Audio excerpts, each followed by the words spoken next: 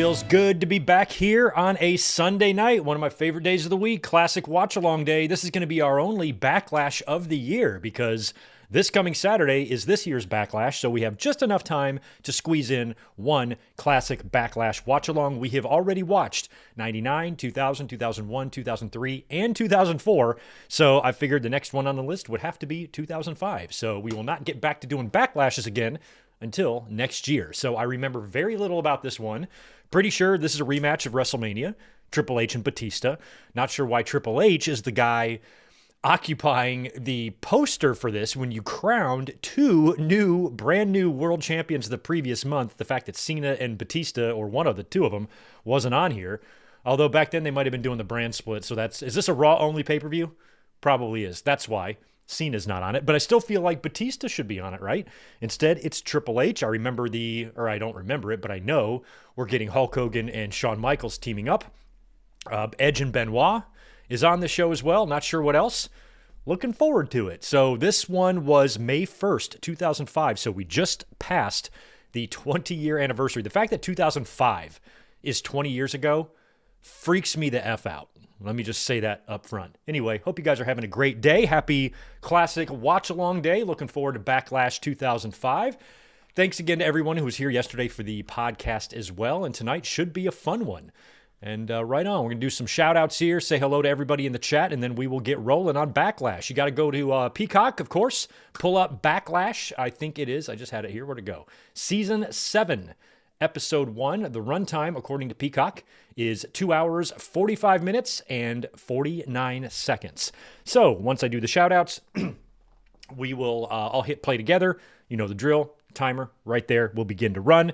So you can just sync up your Peacock with the timer. That way, if you have to worry about ads or interruptions, you're not going to have to worry about ads or interruptions on this video, as I have killed all monetization and ads for the YouTube portion of this. So you guys won't have to worry about that. But in case you run into issues with your Peacock, that's what the timer is for. Let's do some shout outs and say hi to everybody. Let me get Tito Switch situated. Dude, you're all up in my wires. We got mic cord, camera cord, HDMI, USB, you got everything. Please lay down. Thank you. All right, good to see everybody. Zane G, first one in here to say hi. Hope you're feeling better, my friend. Max Pokebra, boo, Hulk Hogan sucks. Fuck his beer. Yeah, I agree, but we're going to have to get a good old eye full of the Hulkster tonight. That should be fun. Tatanani's in the house. So is Melissa. So is Mike Rouse. Bonkers LFC is telling us that Backlash 08 is on WWE Vault right now. That's cool. I do keep an eye on that WWE Vault from time to time because if a show ever does show up there and we want to watch it, we'll just watch it over there. We won't worry about Peacock. We'll just stay everything right here on YouTube. So I think we've already done that for a show or two, and we'll likely be doing it again, especially if we watch a TNA show or something like that. We've got, Mike Rouse got a bunch of comments. Gilbert Arbalo is in the house as well. So is Garrett Osborne. Happy National Orange Juice Day. Fucking love orange juice, especially freshly squeezed. Ray Frand is here. So is Angie Law. Good to see you. Brandon McNeil. We've got Ben Espinoza. Hellfire. Kai. Evening. We All Pro Wrestling. Ajax Johnson. David Brown. Awesome 9. Or Awesomo 9. The Juliet's in the house as well. Hooking up, it looks like, Red Raven Rucker with a commentary membership. Thank you for hooking up Red Raven with a channel membership. That's awesome. Ryan Dempsey, good to see you as well. We got Domo 1997. WWE fan for life, then, now, forever is in the house. Ruben Anthony, I see. Let's hit some of these super chats. We got Ryan Adams hitting us with 5. Unless you already looked at this card, I don't think you could ever in a million tries guess the opener for the show. I did look at the card last week, but I don't remember it. I don't remember what opens. Good, it will be a surprise. It can't be that crazy, though, because I think if that match really stuck out, I would have remembered it.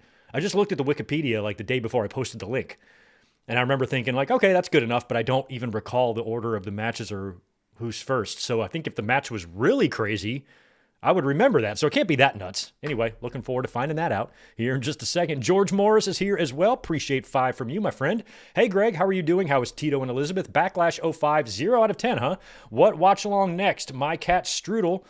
What watch along next? WCW. My cat Strudel is 11 years old tomorrow. You know Strudel's actual birthday? That's awesome. Happy birthday to Strudel. My boy Tito turns 12. He's turning 12 this summer.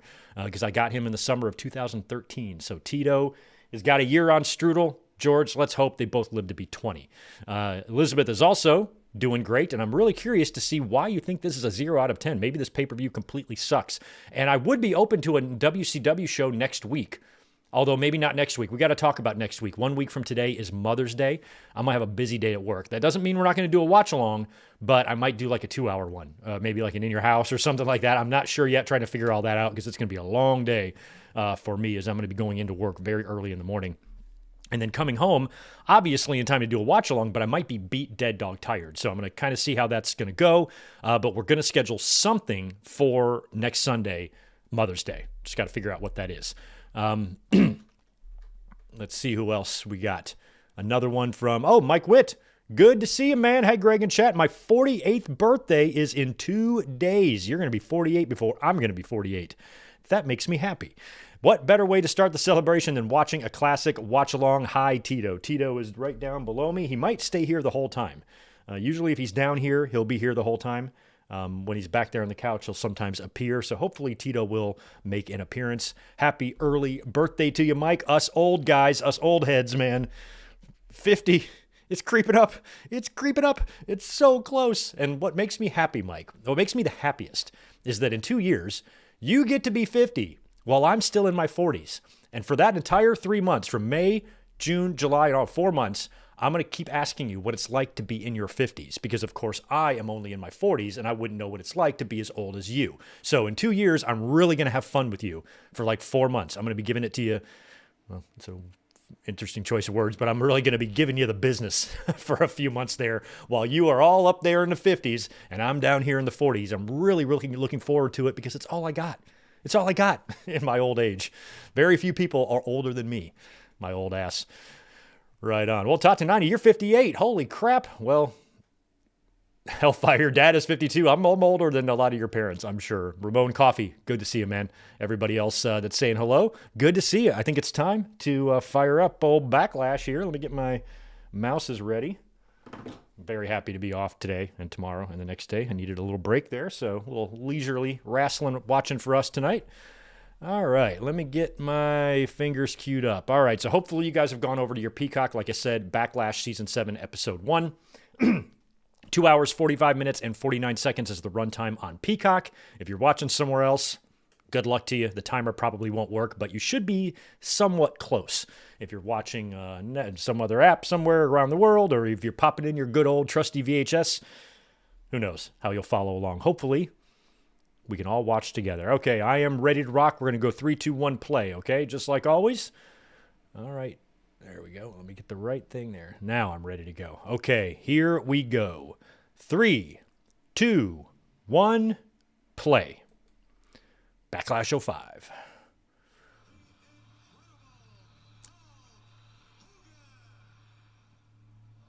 All right, we're getting a Hogan video opening here, chronicling the history of Hogan in WWE. It was really weird to see Shawn like kissing Hogan's ass for that short time when they were kind of friends before the SummerSlam match. I remember thinking as a fan, this is so weird. I always wanted to see the day where Shawn Michaels just eviscerated Hogan on the mic. You know, here he's like all buddy-buddy with him. I did like, you know, the second rendition of Shawn, but sometimes he was a little too babyface for me. And the fact that these two guys are hugging. And I'm like, Shawn hated Hulk. You know, like, I don't know why they're hugging.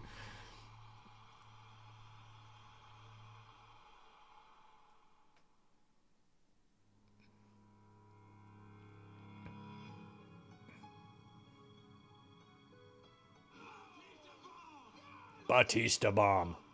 Now, they do one more match after this, right? After this, do they do Hell in the Cell? Because I'm pretty sure Triple H put him over 3 PPVs in a row, right?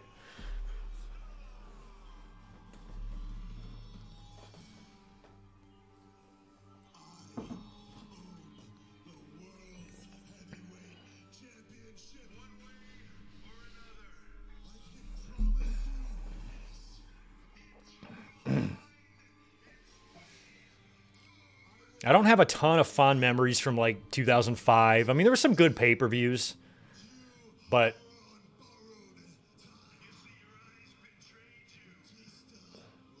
As a fan, I was starting to have less...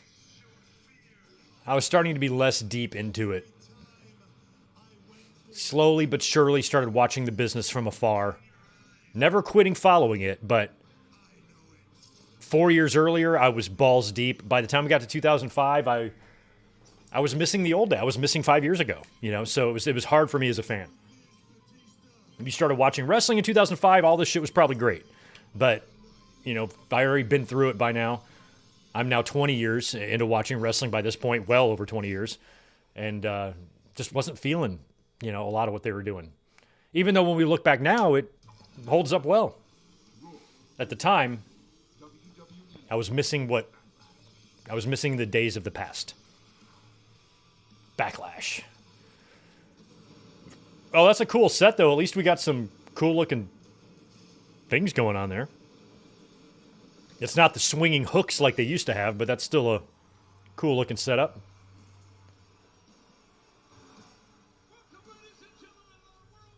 I'm certain that I purchased this on pay-per-view and watched it. I'm certain of it, but I don't remember it. Manchester, New Hampshire? Have they ever done a show in New Hampshire ever?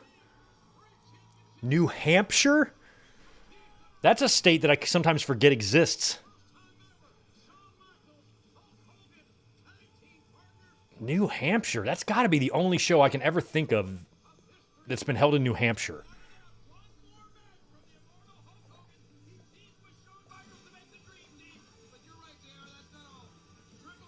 More of that 2000s metal rock or whatever it is for a pay-per-view opening song. All these songs sounded the same to me back then.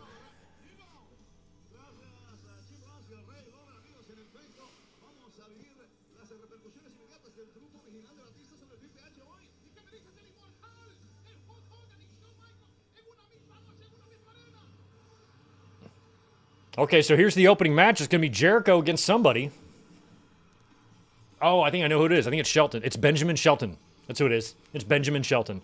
So Jericho and Benjamin Shelton isn't that crazy of a match, but it's two wrestlers currently, up until a couple of weeks ago, both were holding championships in AEW, which is wild. Jericho is a couple of months on his way out here.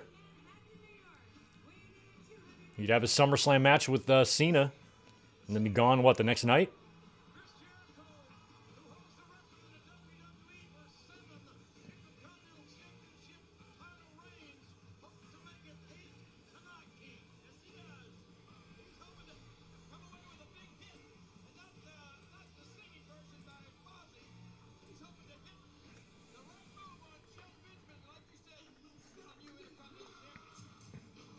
Well, I assume Benjamin wins this because I don't think Jericho... I mean, he's about to go into that SummerSlam program here. I don't remember him being IC champ for any of that, so...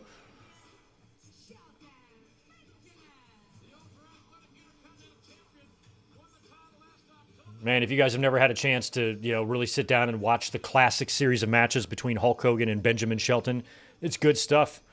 And then when you're done with that, go find when Brock left the UFC. And as soon as he left this UFC, that's where you're going to find all of his matches with Hogan, is right in there. So go find those.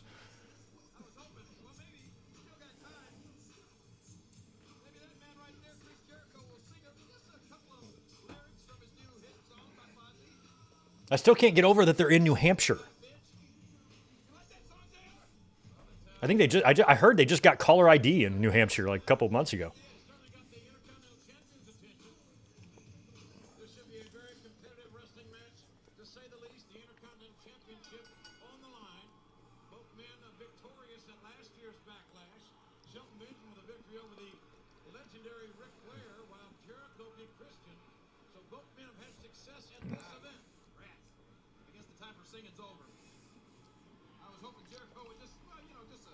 Not a huge, terribly huge building here they're in.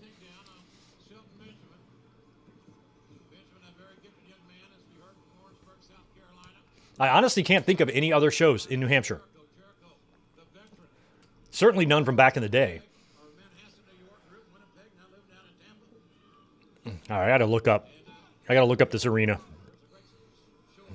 Look how young Shelton looks here. My God.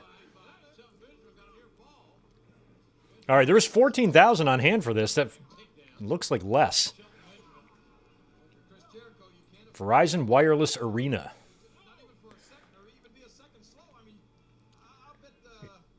The arena only has it says a capacity for 12,000 for concerts and like 10,000 for hockey. I don't know how they managed to put 14K in here.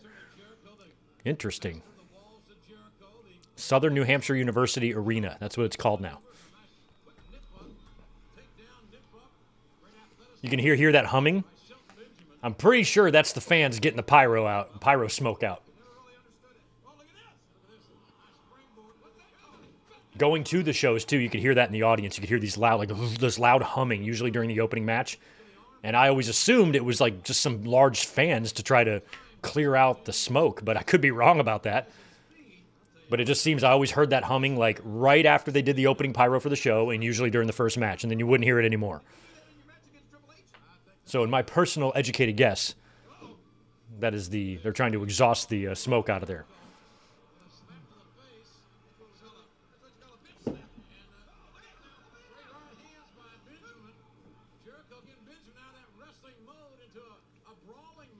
Thanks for that, Ryan. Before the pay-per-view Sunday Night Heat match, Tyson Tomko beat Val Venus, who someone is around until 09.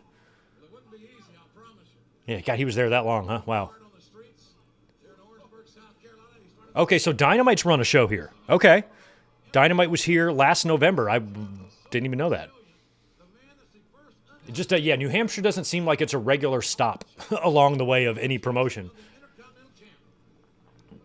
You ever play that game where you like have to write down all 50 states by memory? Like New Hampshire's one that I'll forget. Delaware is like that too.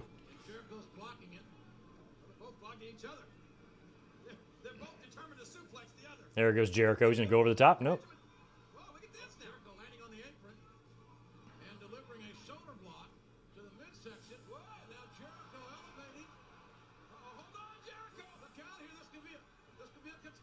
Jericho, you're not going to get power bombed. You're about to go on to a Fozzer. Oh, Fozzy, maybe you are. Oh, God, that was a close call.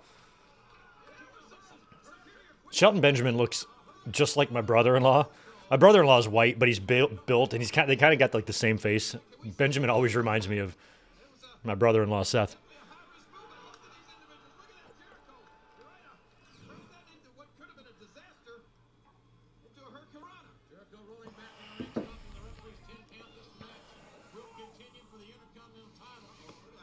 Uh-oh.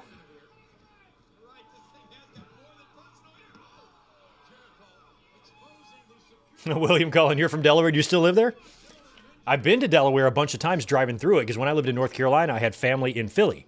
And we drive up there once, twice a year to visit them. It's about an 8-hour drive, and we would always go right through Delaware.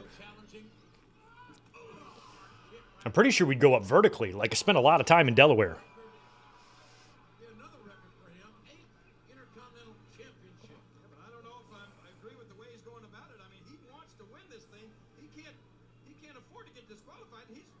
It's weird that Delaware is forgotten, though. Delaware's got some beaches. Any state on the coast or any state that's surrounded by water, to me, should be a memorable state. But everybody kind of forgets about Delaware. Nobody's rushing to the beaches of Delaware, you know?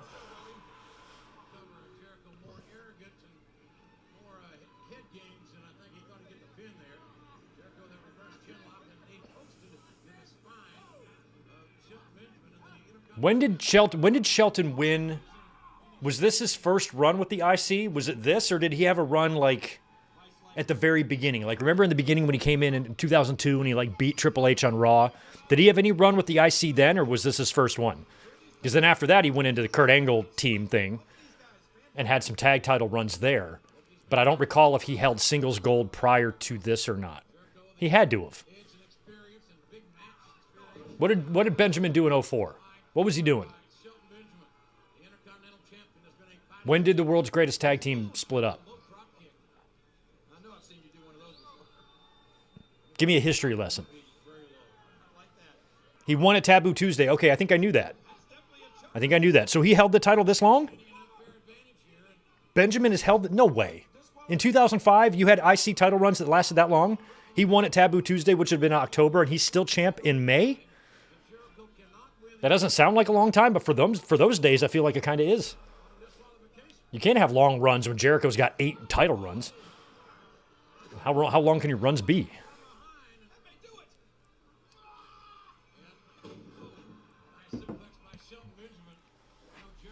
Okay, so they split up during the 04 draft, so it's been about a year of that, of Benjamin being on his own. So this was his first run, and it was, I'm surprised that he held it that long.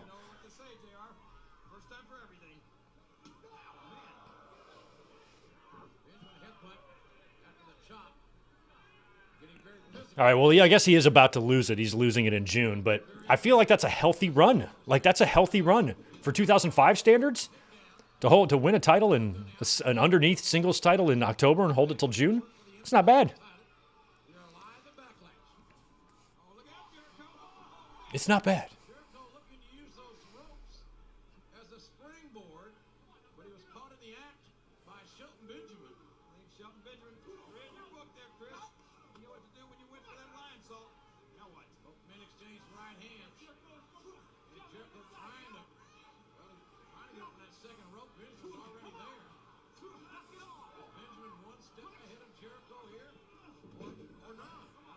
Jericho's going for a missile drop kick. Nope, he's not. Maybe he is.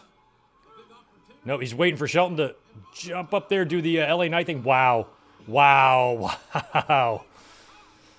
That was well pulled off. I was wondering why Jericho was hanging himself up there on the top. Did he just leap like... Look at this. Yeah, he jumped. So that's not even... Like, LA Knight, at least it's the second rope first, I think, right? To kind of climb up there. Benjamin did it in one leap.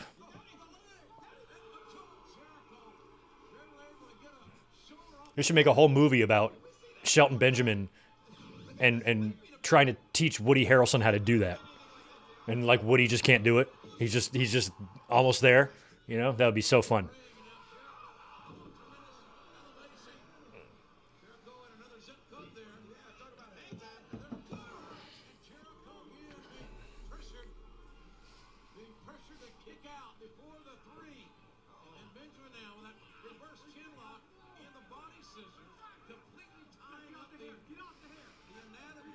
Oh, Benjamin, he's super athletic. Well, Benjamin Shelton, he went to Hulk Hogan's school of athleticism where Hogan takes regular, ordinary people and turns them into super athletes. And that's just what happened to Benjamin Shelton there. Just went to that Hulk Hogan athlete camp. Learned from the best, you know?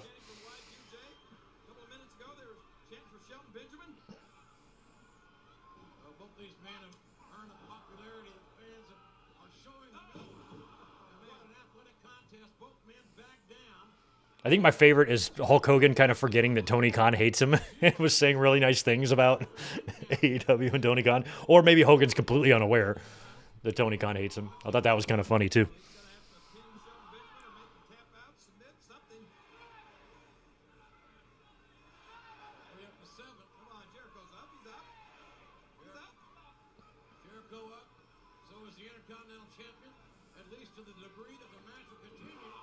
Oh, Stinger Splash missed.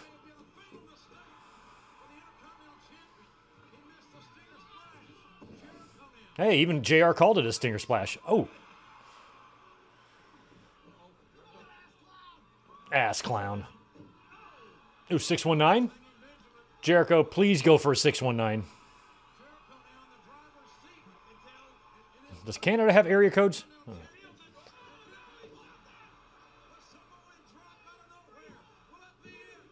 Oh, I thought that was actually the finish. I'm like, he's going to win with a Samoan drop. He's not even Samoan.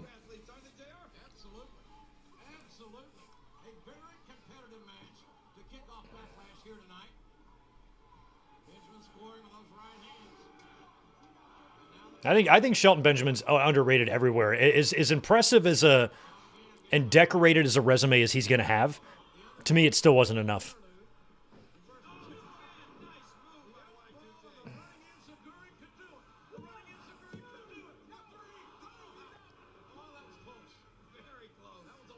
Like very, very early on, first 3 years, Shelton Benjamin looked like he was on pace to really live up to potential. But then it just, for whatever reason, they never pulled the trigger on him, and they should have.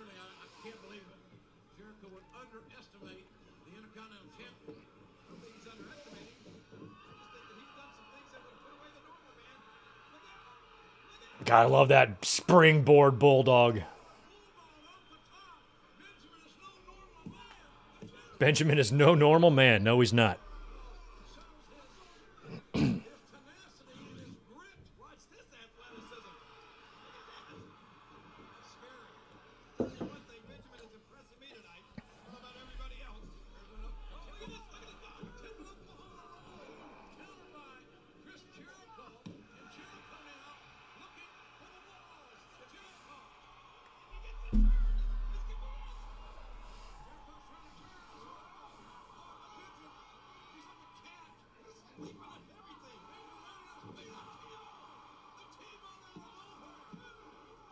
Wait, foot under the rope.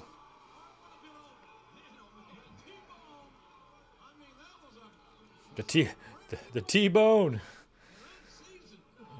Got that T-bone. What do you mean no T-bone? No T-bone. There's a sign that says Jack Doan gets all the hot chicks. I love that. I don't think he does. I think he gets moderately pretty chicks.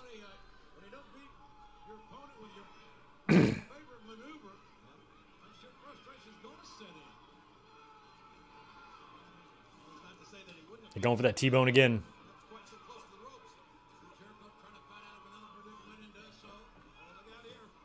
Oh, nice, nice. Jericho had that scouted. That spinning heel and put it in the lion tamer. That was awesome. That was actually awesome. What do wrestlers do when they do something smart? They point to their head, right? That's a sign to the audience to say they're smart, you know, in case we didn't know.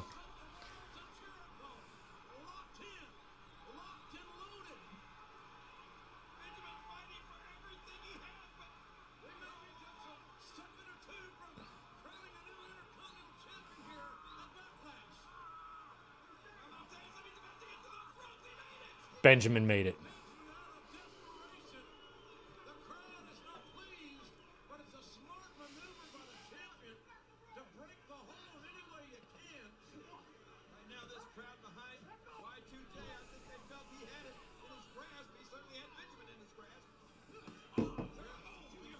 Jeez.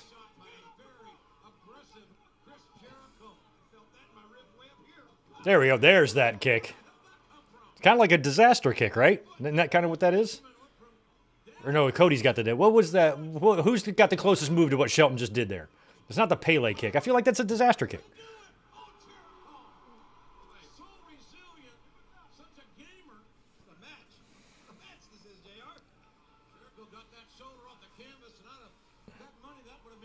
That match is the next night?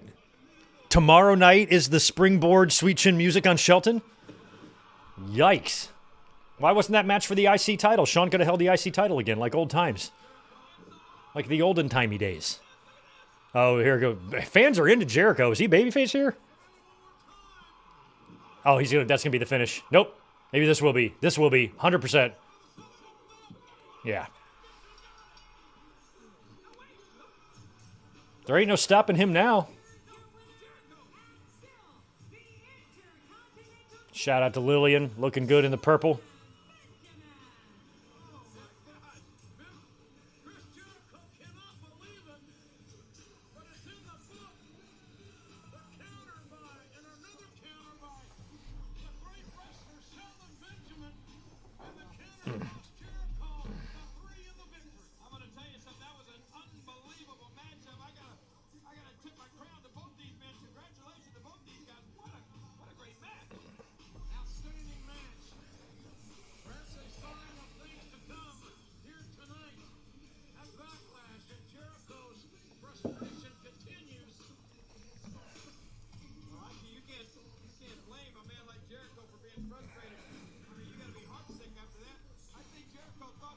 Oh, this was a face-face match. Okay.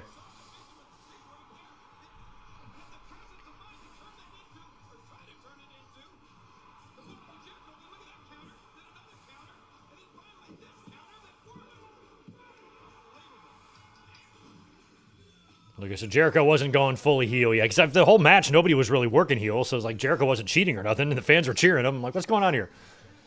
But by the time he leaves, you know, he leaves a heel. He gets carried out kicking and screaming.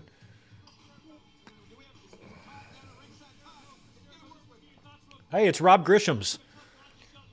Leave me alone, Rob Grisham's. All right, so this is the beginning of it here. Obviously, Jericho's... Like, back in those days, they never did post-match interviews right outside the ring. So whenever they did that, it was to further a story. So now Jericho's going to get frustrated.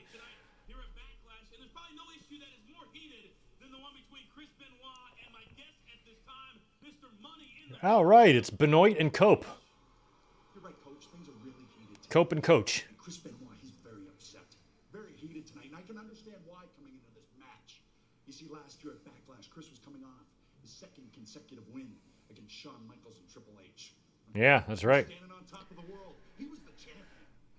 And at WrestleMania, he was this close to grabbing this briefcase. Look at that Money in the Bank, that black Money in the Bank briefcase. It's not all decked out yet. They're not selling it as a fucking toy that you can buy. Or a replica, I should say. And that's when I became Mr. Money in the Bank. Mike Witt, thanks for the 5. Me versus Michael Cole in a kettle from Hell match. Chris Benoit laying me out. Stand triumphant over. So we fight in the kettle. Does it have water in it? Because tonight, Chris Benoit. It doesn't matter. Either way, I'm kicking his ass. I'll drown him. I'll drown him in the kettle water. Drown his fucking ass right in there. And then I lift him up for him to catch a breath. I'm like, oh, too late. And I put him back in. I just keep doing that, just torturing him over and over. But the more we're in that kettle, the hotter it's going to get because the kettle is in hell, and then the water's going to heat up. It's going to boil. We're both going to be dead. So I'm going to have to beat him fast. And I will. Won't take me any more than a couple seconds to whip Michael Cole's ass. Lillian. Love the hair. Look how good her hair looks.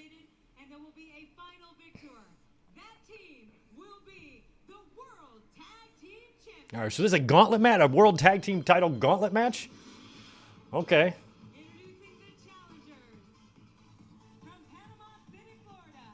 Is this the Fashion Police?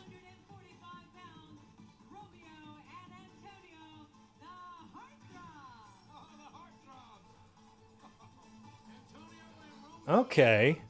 I vaguely remember the Heartthrobs.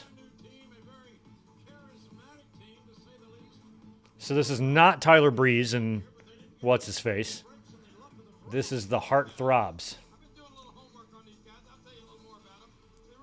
I mean, the only hearts that they're throbbing are going to be the hearts of other dudes. Which is fine. But I don't think we should be pretending that women are into this.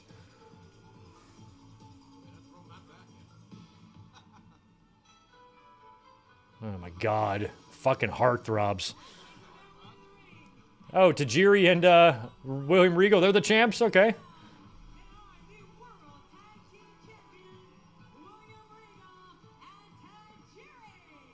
I loved Regal. Regal was the best.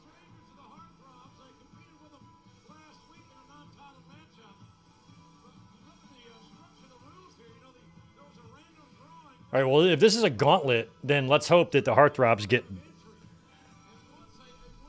eliminated here by Tajiri. Can you just mist both of them? Green mist them in the face. It's not going to be the first time they've had some fluid on their face. Never mind, never mind, never mind. Who are these dudes? I don't even know who the fuck they are. I have no idea what their names are. Don't care. It's like if the Fashion Police had a baby with Waller and Theory, this team would come out.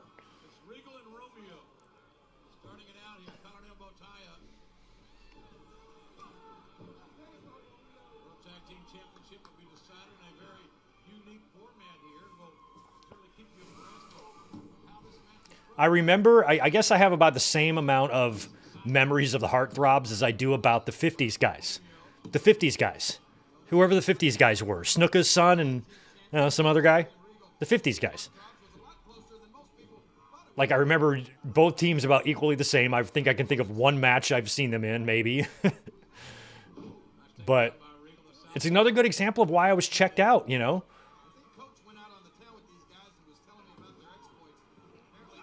I mean, I would already live through the Hearts, the Bulldogs, Demolition, Hedge, Christian, Hardys, you know, some great tag team time periods in WWE. So by the time we get to the Heartthrobs era, I'm not caring.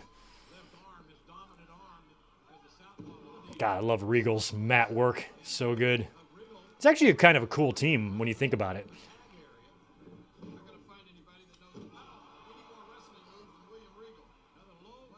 Like, is that's a team that more than any other, that an opponent has to be prepared that when a tag is made to wrestle a 100% different style than what you were just wrestling a second ago. Contrasting styles are always good, but when you have severely contrasting styles, I feel like that's only got to be an advantage.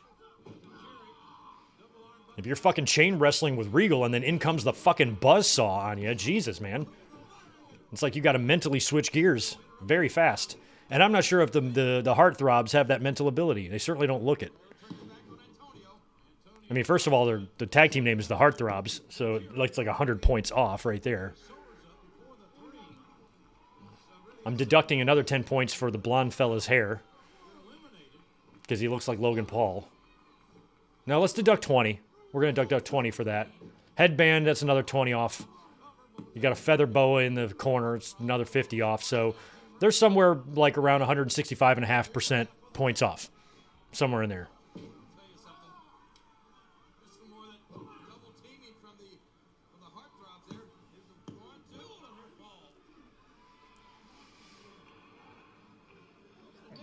Mike Witt, thanks for the $2. The Heartthrobs versus the High Flyers. Who wins, Greg? Now, what kind of question is that, Mike? You know what my answer is. Heartthrobs, 100%. Not even close. They fucking have Gagne pinned in 5 seconds. Dude wouldn't even know what hit him. They'd hit him with gay dust. He'd fall down. They'd pin him. It'd be over. People in Minnesota, they don't know how to handle teams like that. I'm still not even sure if people in Minnesota know what a taco is. All right, so the Heartthrobs are gone. And here comes, who's this? Oh. We got a YouTuber and what is his name? Simon Miller? Simon Diamond? Simon Dean. I got to go through all the Simons. Simon and Simon? Shout out to Simon Miller, fellow Baldy. He knows what's up.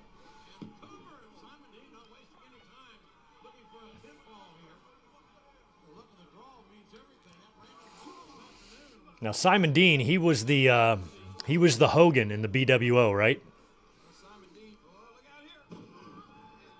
Oh, look at them push-ups. Look at Maven go. I feel like Maven. Did somebody do the eyebrow shaving rib to Maven? Because I feel like he's missing his brows. He looks like 86 Bundy with a build.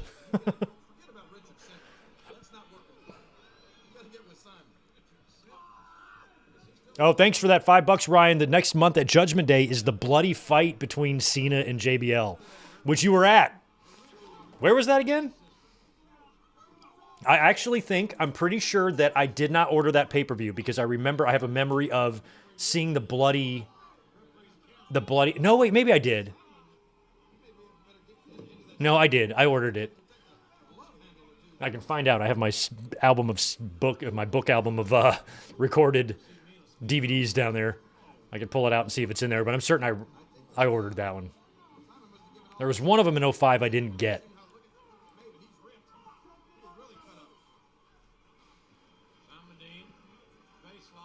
Okay, so Maven's got his eyebrows still. They're just a little bit thinned out. I might have to thin mine out one day. My grandpa had really, really bushy eyebrows, and I can already tell that when I get older, I might have that. So I might have to pull a Maven. Start getting them shits waxed. Ah, smart by Regal. He caught that little shot, knocking down Maven. I feel like Regal could win this in a handicap. Look at that T-bone. Or not a T-bone. That was I think that was a T-bone. Tazplex? I think that was kind of a T-bone too. Yeah. Nice. That's right, Regal. I was about to say, Regal could beat these schmucks by himself. Oh, God damn it. Here comes loud resistance. You know, it's just a little different throttle system than what Stone Cold's used to. And now you got loud resistance. Trying to come down here to do damage to these solid-ass cats. So now Rene Dupree, he's gone, right?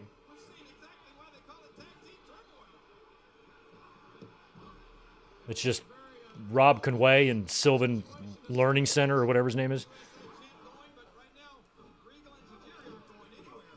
Hey, Robert Conway, it's 2005. Isn't that done by now with that little shit that he's got going on in the front of his hair there? Isn't that out of style by now? We're still doing that in 2005? All right.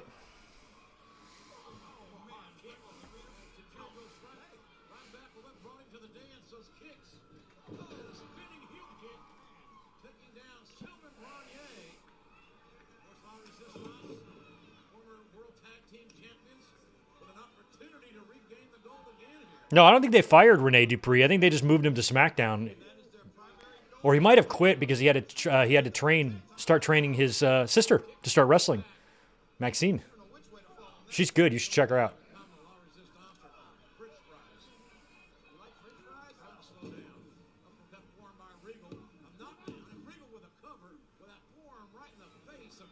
Hey, tag Tajiri. Tajiri's arresting. Got him sleeping over there.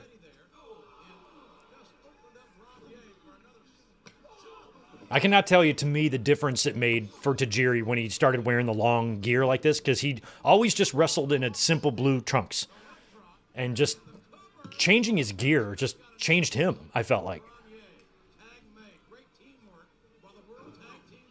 He didn't feel like a Japanese buzzsaw when he was wearing the blue trunks, you know, but he felt like it with that. He probably moved to those for the same reason Sean did, because he had some knee braces. Maybe, I don't know why. But I definitely like the long pants better.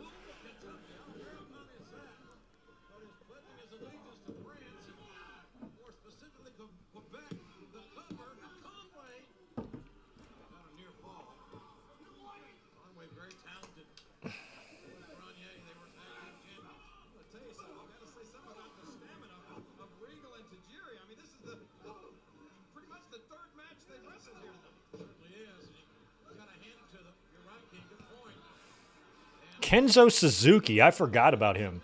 The only thing I ever heard about Kenzo Suzuki, that apparently he kicked the ass of Sheamus one time. They got in a fight and Kenzo won.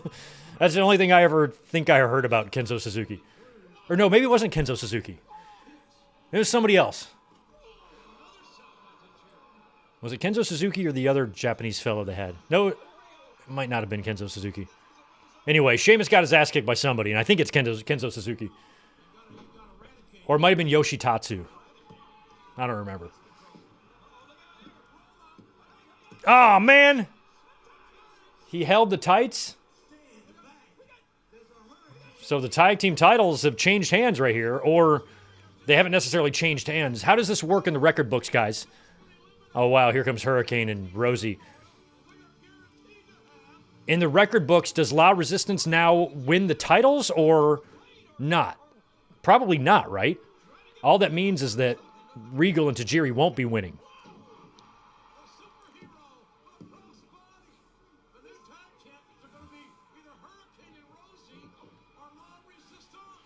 We got the brother of Roman Reigns on the apron out there. He's the big dog. He's the big dog's dad.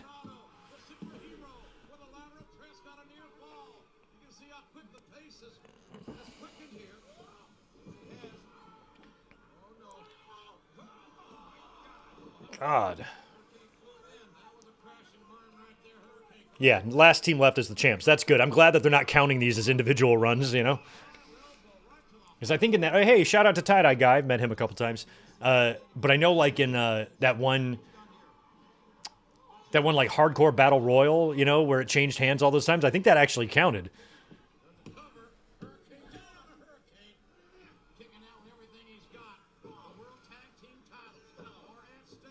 Pretty sure referee Chad Patton, who's in the ring right now, is still there, right? A little older.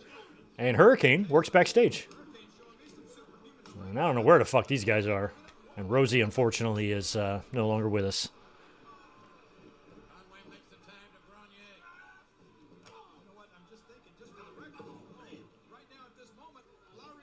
You just got a Rosie figure today, and it's on it's his other superhero gear though. Oh, okay.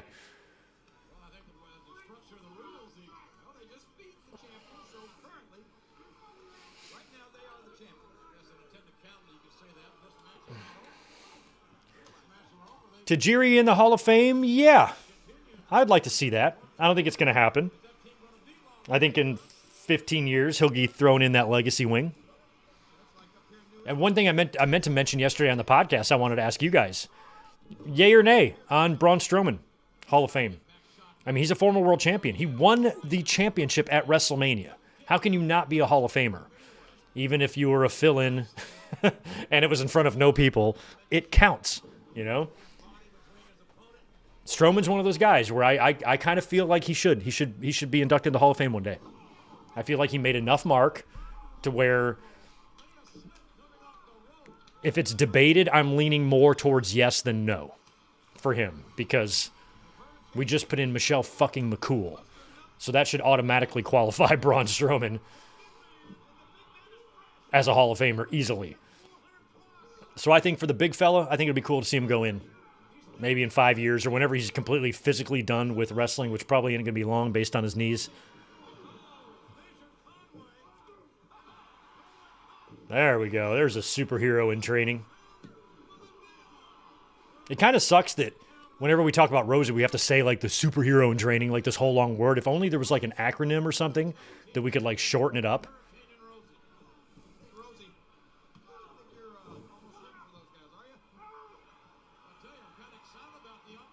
Nice.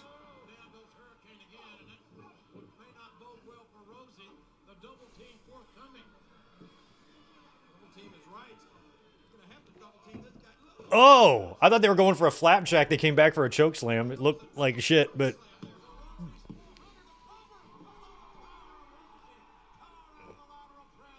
Oh, yeah, definitely not a headliner. But just in general, is Braun Strowman a Hall of Famer? I say yes. I vote yes.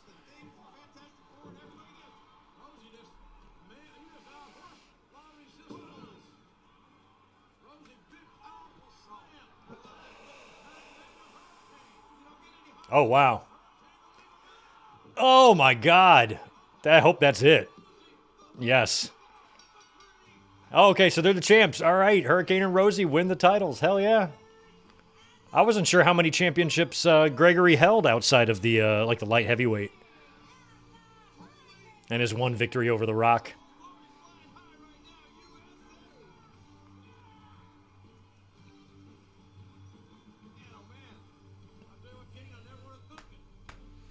That was the old move that Shawn and Diesel used to do.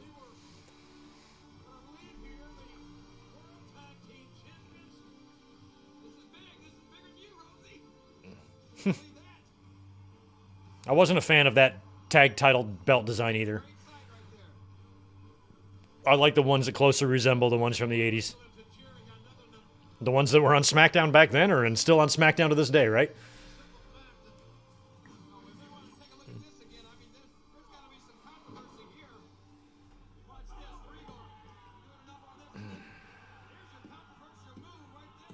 Fucking handful of tights. I'm mad that Regal got pinned.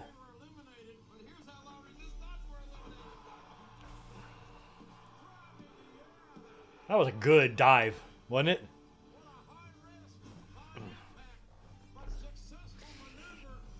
I got a really sore knee right now, so I'm stretching it.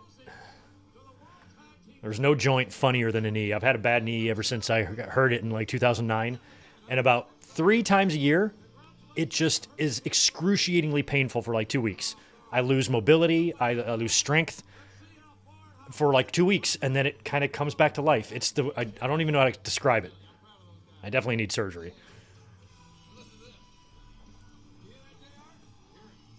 Okay, Trust Company, True Parallels, Stronger is the official theme song of Backlash 2005. Never heard of Truth and Company.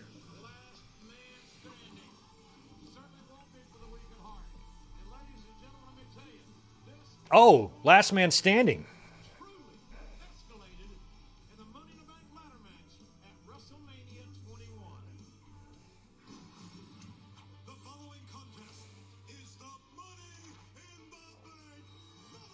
The first Money in the Bank. We're 1 month removed from the first ever Money in the Bank. And we've now had over 20 of these things.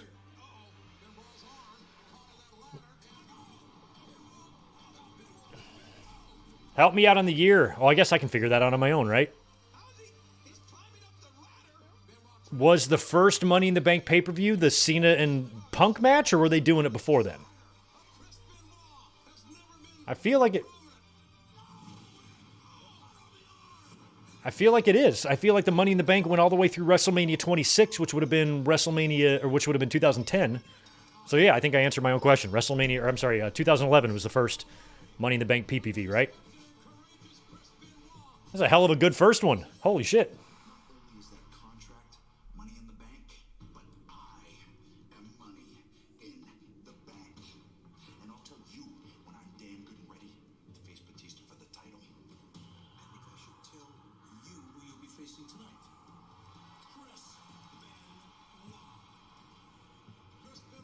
Chris Benoit on Edge. Wrestling on Raw, not on SmackDown.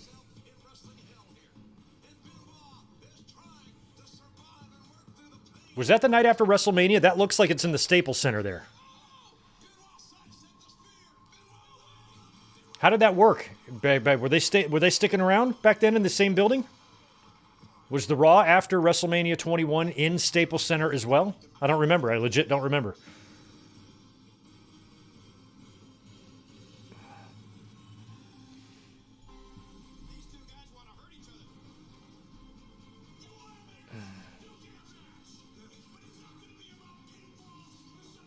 Oh, 2010 was the first one? But didn't they do the match at WrestleMania? Wasn't WrestleMania 26 in 2010 the one where Swagger couldn't get it off the thing? Or do I have that wrong?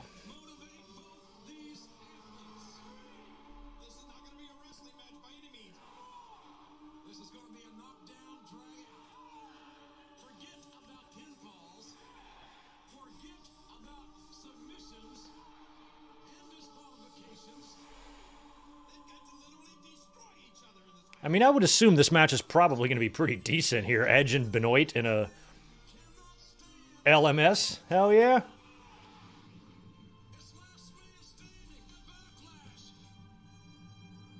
So they did the pay-per-view the same... Oh, my God. I feel like that would have potentially set them up to have two Money in the Bank briefcases running around. But I guess Swagger must have cashed in before they ran the pay-per-view. So they did the match at WrestleMania, and then they also did Money in the Bank pay-per-view? That's stupid. It's fucking dumb, man.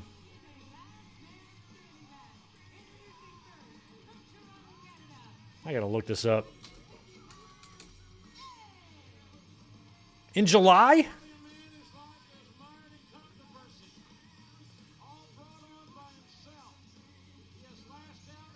So they held it in July? So what happened with the Money in the Bank? When did Swagger... He must have immediately cashed it in.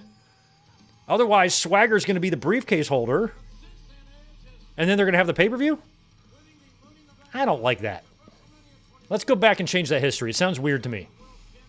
I don't think it should be that way.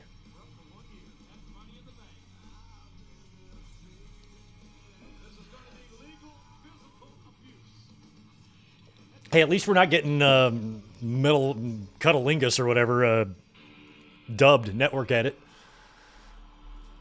And here comes Benoit. I liked his theme too.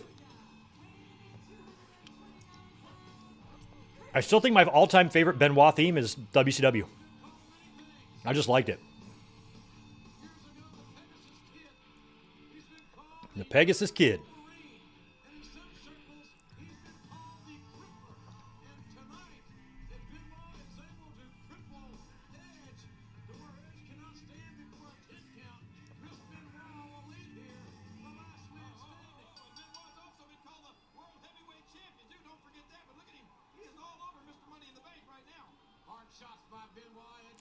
Now, if my history is correct, because I went to a show, I wish I knew the date on that show. I need to look it up. I'm pretty sure it was in May or April, and it was in Raleigh. Might have been before WrestleMania. I can't remember what show I was at, but it was in North Carolina. And word was out, or starting to get out, about Edge and Lita. And I'm in Hardy country. And I remember being in the crowd, and the crowd chanting, Lita's a whore. I think she was out there, but she was not a heel yet. And they were chanting, Lita's a whore. And the crowd was doing things to let them know that they knew. And I remember it wasn't even that prevalent in the news yet. I think it was just kind of rumblings that, oh shit, something's going on with Lita and Edge, and it's just starting to hit the dirt sheets and the websites. But prior to that even happening, my memory's fuzzy. I was definitely in Raleigh. It was definitely in early to mid 2005. And the crowd was pretty pissed. And then I think it was sometime around this time or in the summer of 05 when all that became known, and then Matt Hardy got let go. I don't know if he's been released yet.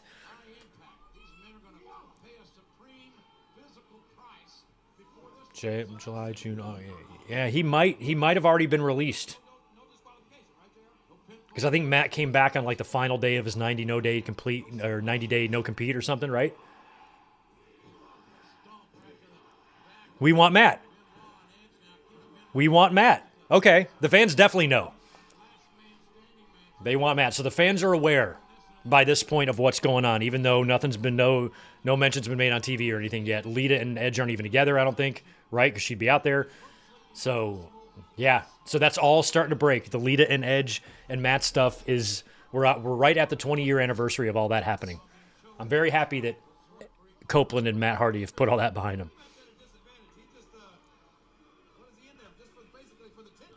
March 7th, 2005 Raw. That's probably the one. That's probably the show. I was on the floor. I was on the floor behind the announce desk, maybe about 6 rows. Yeah, Raw, that's what it is. Yep. So it would have been before Mania. That's right. I do think it was before Mania because that's when I remember a segment in the ring with Angle. It was a SmackDown. Oh, yeah, so it was a SmackDown because it was a SmackDown taping. It wasn't a Raw taping. So the crowd wasn't chanting at Lita. They were just chanting Lita. That's what it was. It was a SmackDown taping. Edge and Lita weren't even on the show, but the crowd was chanting, Lita's a whore, we want Matt, shit like that. So I think it was already known by that point.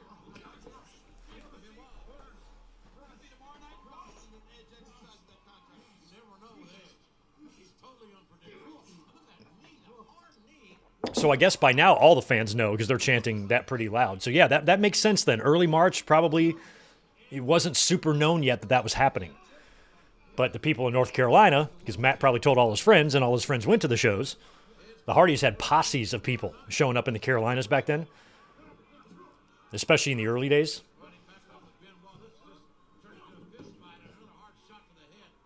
A lot of scantily clad women wearing clothes way too small for them, if you catch my drift.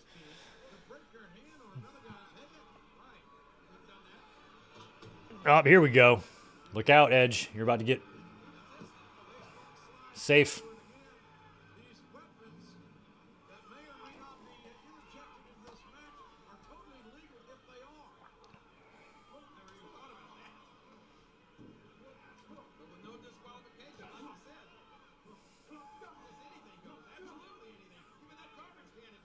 I mean, I can understand. I mean, Edge is a good-looking dude. Like, I mean, could you imagine being Edge back then? You know, probably not that difficult to go fishing for women, you know, if you're someone like Edge.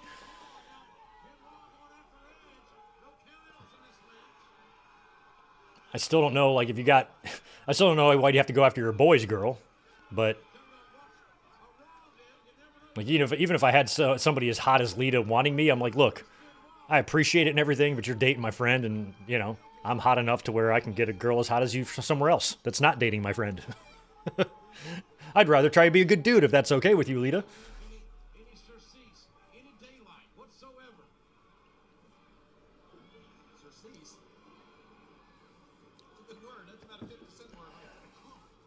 It's okay. Edge landed on his feet. So did Matt, even though I sometimes think Rebby beats him a little bit. I think Rebby might beat Matt a bit. I still think he's got a good thing going there. Got his act together, got a family, got stability. And Copeland's got the same thing. Beautiful family, beautiful kids, awesome ass-kicking wife. He's tapping. Too bad, Edge. Well, technically, Benoit is standing and Edge is not standing, so shouldn't Earl be counting here?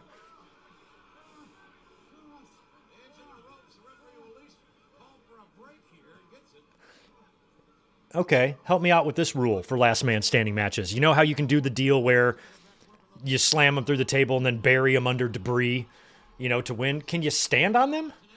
Like, so when the referee counts, are you not allowed to be touching your opponent when the referee is counting? Like, can you just push them down? You know, like count to 10. I'm holding them down. Like, would that count? I believe that's the fourth German that Edge has taken here.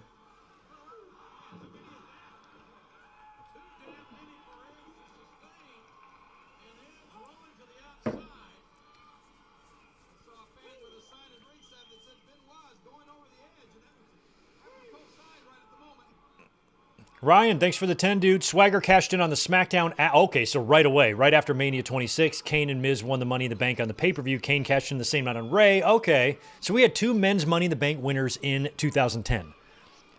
I'm not a fan of that. I don't like that.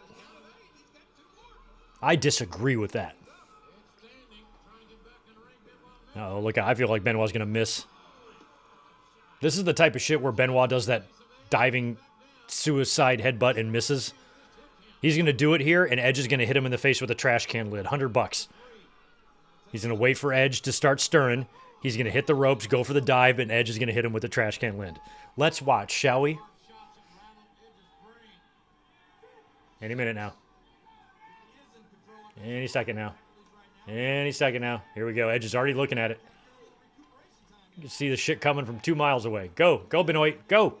Hit the ropes. There he goes. And there's the trash can lid, and boom! You can sometimes just tell. Holy shit. Come on, fans. We're talking about a trash can lid here.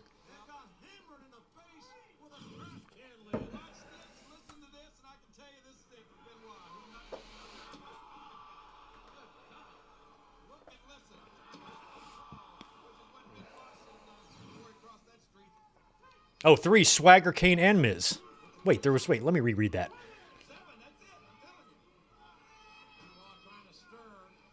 How did they both win the Money in the Bank? Oh, 2, oh shit, that's right. There was no women's one back then. There was a Money in the Bank for each brand. Oh, yeah, that's right.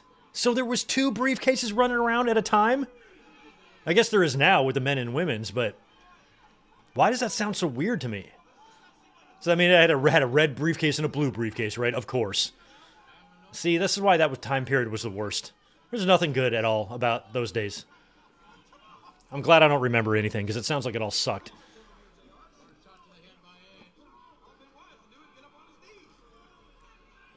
I had kind of forgot that we had 2.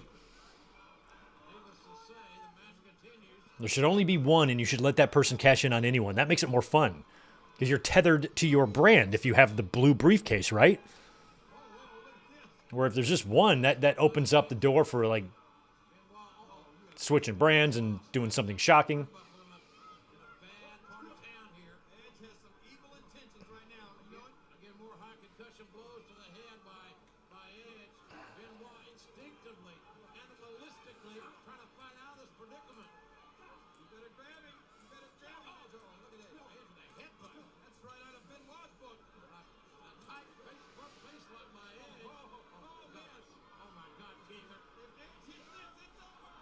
Oof.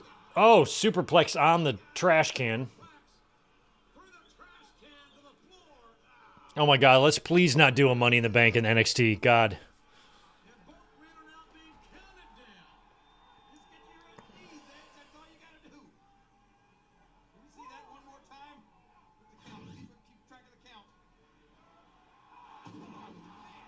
I guess the only good news about that is that it was on Benoit's back, not his head. But by this point, I mean, it's 2005. He's killing his family in 2 years. So his brains are already scrambled.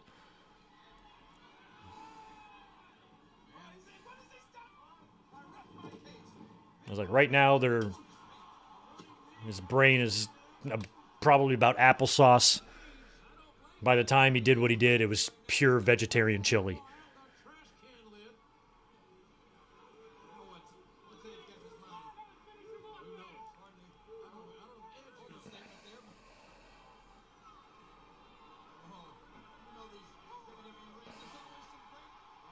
There is a ladder. I love that Edge and Christian won all those TLC matches, and then the first ever Money in the Bank match, ladder match, Edge wins that too. I do kind of like that. I like that history. Like, Edge is more of a master with the ladder than any other wrestler you would think.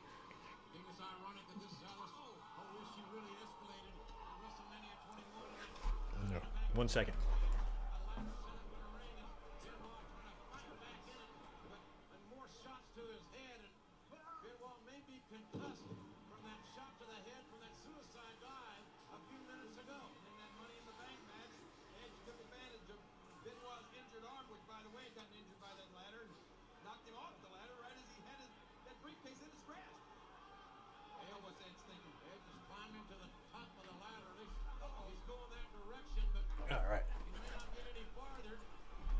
By the way, how's y'all's weather? It's a cold, rainy day in San Diego in May. German from the ladder. That's got to be hard to do.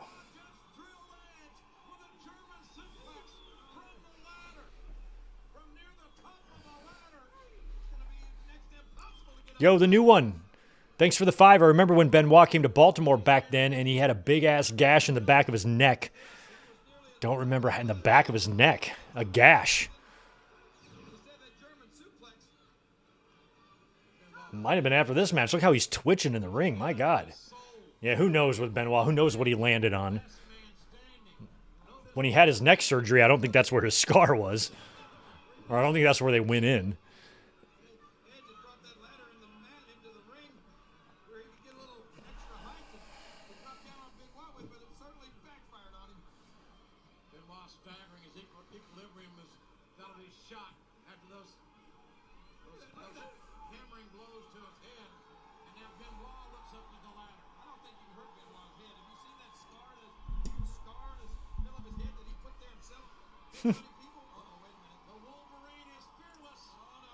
He's going all the way to the top of this ladder. I don't know how they stand on those things. God, look how wobbly it is. Jesus. I'd be so worried I wouldn't get out of the way in time.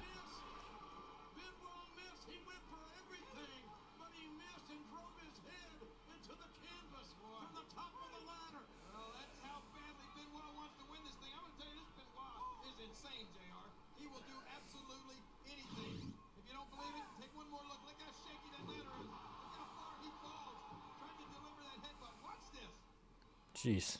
That's a good shot, though.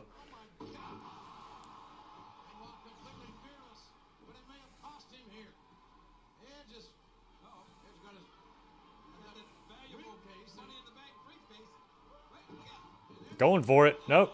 Crossface.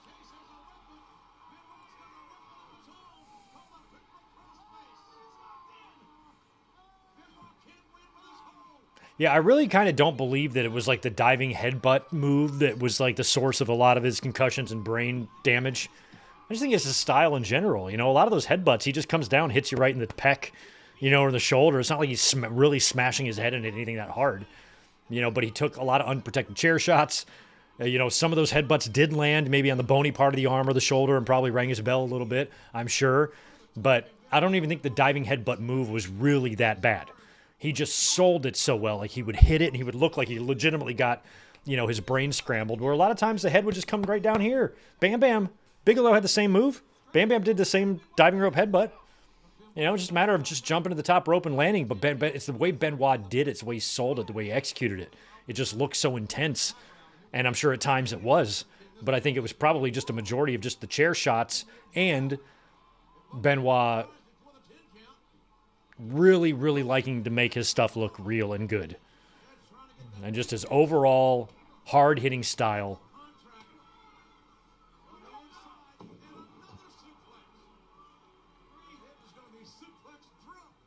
Like that move that we called, that spot that I could see, you know, 3 minutes before it happened earlier with Edge hitting Benoit with the trash can lid, is because Benoit's done that a bunch of times. He always does the dive through and gets whacked in the head. It's like one of his regular things. Oof.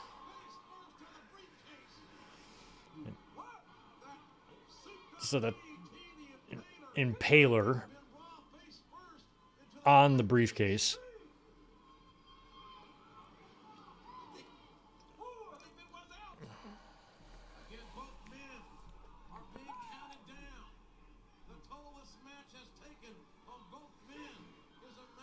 Eddie or Benoit and AW, I feel like they'd both be retired. I mean, they're 40 right here, right?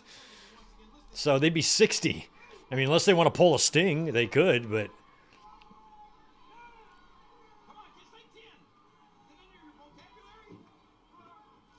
Oof.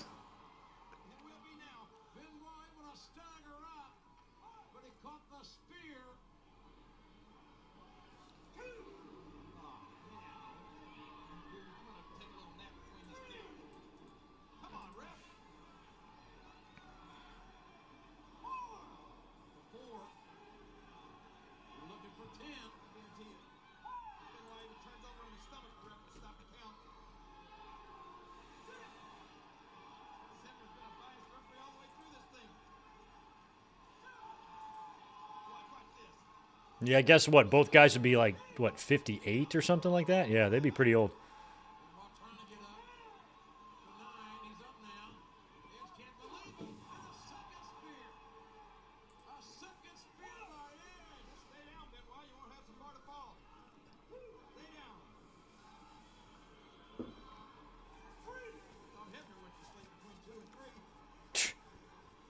Come on, Benoit.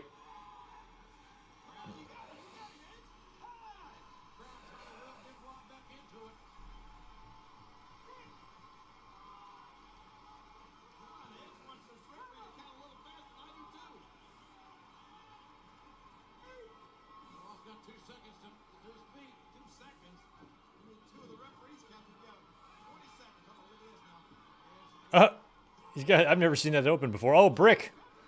Never know we needed a brick. Brick to the head. Is that legal? I guess it's legal. Oh, that was a real brick.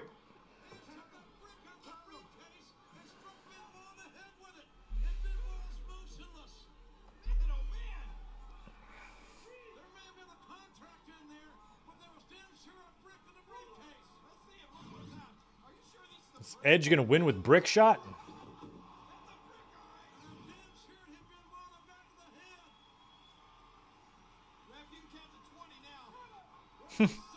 I mean, I don't feel like Benoit's going to get up here. The brick is going to do him in.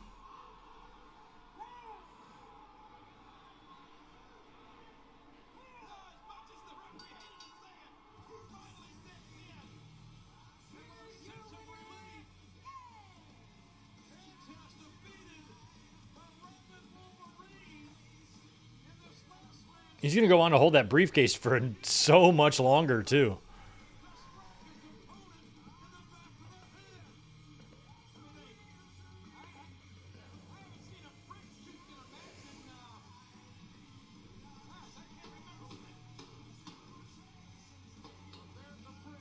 And then Edge throws the brick away.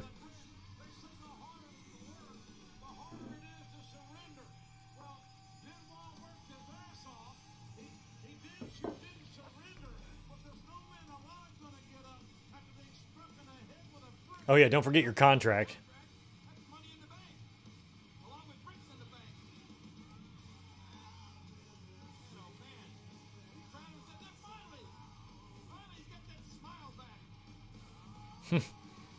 I like how he pulls out the clipboard and the contract.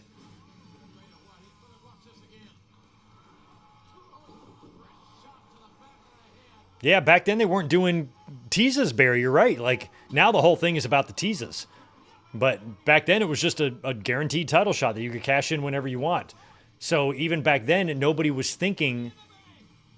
I don't even think it was on a lot of people's radar that you could cash in immediately after the match. I think a lot of fans' thought process was you would just like kind of call your shot, a title match anytime you want. Yeah, I want one next week.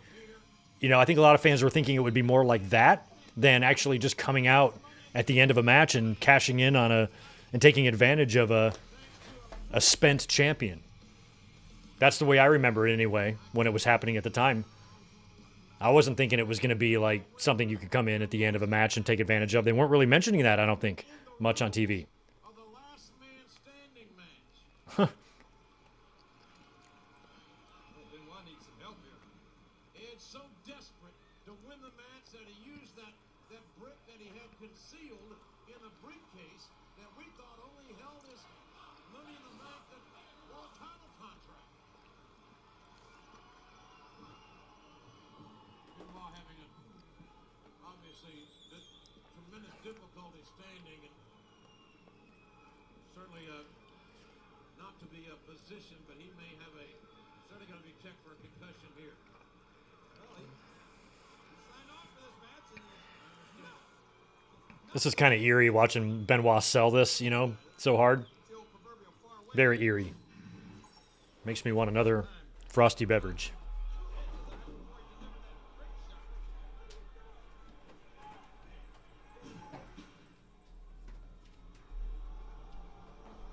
Oh, wow. She getting booed?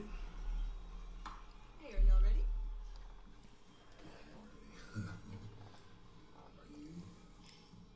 Yeah. Ready to see you take out Viscera and Trish, right?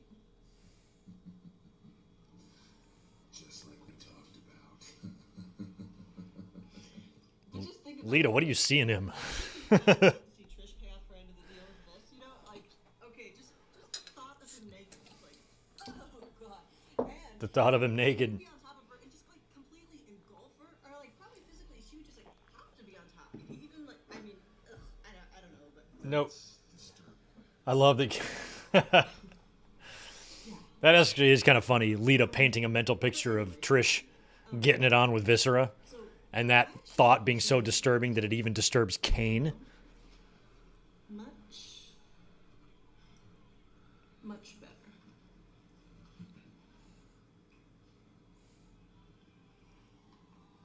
No. No. Lita, you can do better. I'm sitting right here, you know. Okay. Let's no. Okay. Yep. We can stop that. Thank you very much. This is why I have the greatest job in the world. Because, as you can see, in my hand, I am holding the brand new Oh, yeah. Viva Las Divas 2005 swimsuit. Viva Las Divas The swimsuit issue swimsuit issue with Christy Hemme on the cover. of our gorgeous divas. But you know what's better than seeing them inside this magazine? Yeah, seeing them live right here in person in the middle of this ring. Ladies and gentlemen, welcome our Raw Divas. Okay. Our Raw Divas. Okay, so here comes Christy Hemme, skipping, of course. I did like her. She was super hot. Maria.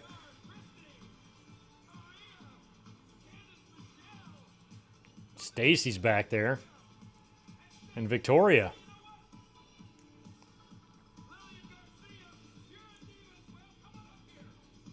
You're a diva as well, Lillian. Get in there. So what are we doing here? This is on pay-per-view. We couldn't do this on Raw. We have to do it here? Candice Michelle.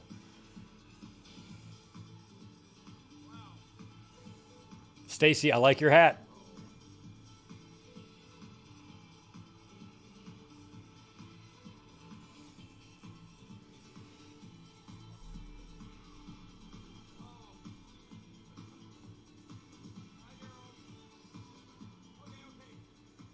Still my beating heart. What I want to do, I want to ask each and every one of you. This is going to be good because I'm going to ask you girls some very, very intimate and personal questions in just a moment, if that's all right. But before we do, I want to take this opportunity to take a look at each one of your favorite photos from this hot new swimsuit issue. Okay, can we start with you, Christy Hemme? What's your favorite photo? Of course, you were our cover girl. Let's see your favorite photo from inside the magazine. That's a good one. Baby, It's a little blurry, but you was going to show us another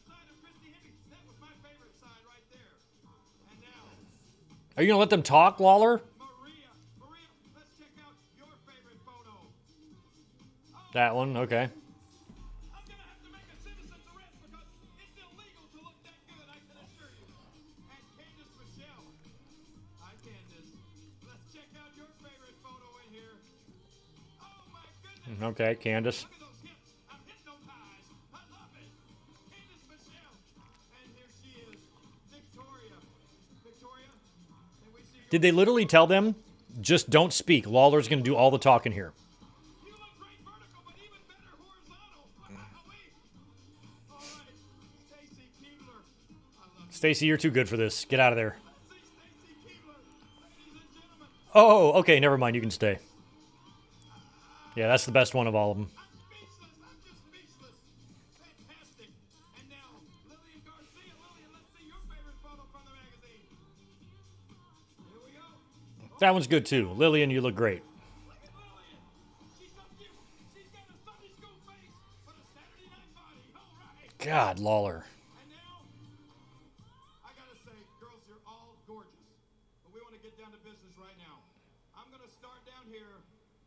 Oh, they are gonna get to speak? Don't let your face turn red or anything. But I'm gonna ask some very personal, intimate questions. And the first What? is for you, Christy. Henry. Okay. Is for you. Why is it a drum roll? Oh no. Wait a minute. Oh man. Chris Masters. Not now. Look at the divas. They're like, what's he doing here? I don't know what he's doing here. We have to act surprised that he's here. This is our surprised face.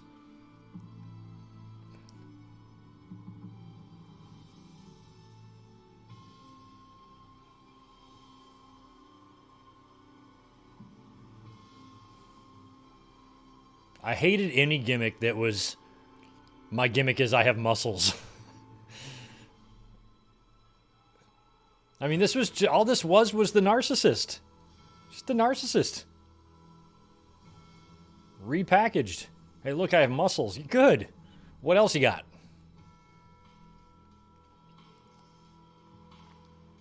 Well, I'll tell you what, I'm impressed with the physique of the masterpiece, but his timing on this particular occasion leaves a little bit to be desired. I was kind of interested in those questions that Kane was going to ask, but Chris Masters, who prefers to be called a masterpiece, a young man in his early 20s who is really starting to Lawler's leading the divas out.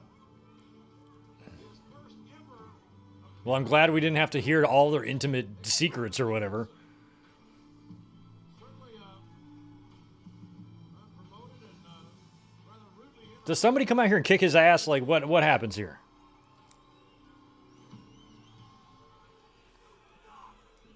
Yeah, those divas are hot, all right. Or is this a match? No, work of art, like the masterpiece. Now let's recap what's gone on lately. Over the past couple weeks, in America and in Europe for that matter, no one has broken my master lock. Oh. It's a master lock. Why's he got money? Tonight, I'm gonna offer $3,000. $3,000? Okay. To anybody who thinks that they can break the master lock. I can't believe he messed up my interview. People, you can send the kids to college. I have no idea who comes out. Whatever you want. Who the hell does he think he is? Mark Henry? Me, I want some competition. Somebody step up, please. This is too easy. You suck. Sit down. You suck. Oh, God. Come on. You gonna pick someone out of the crowd? Like, this is how Earthquake debuted. $3,000, a lot of motivation. Good work. Shorty, Boston Red Sox hat. Come on now. Half the people in the crowd. Oh, who's this? Where's my referee? She's a plant. Come on in. Why does he pick a short guy? That's a girl. He picked a girl. Right in the middle. I think. I can't believe he messed up my interview with the Divas, but you know what? This guy is something else, JR. I mean, look at his body, look at his physique. Now $3,000 to this. Yeah, right there. Yep. Show this person. Do we recognize them? No, I can't even see their face. Whoa. Wait a minute. Are you a he or a she? Okay, I don't recognize who this is. Because from where I'm standing, you could be both. Alright.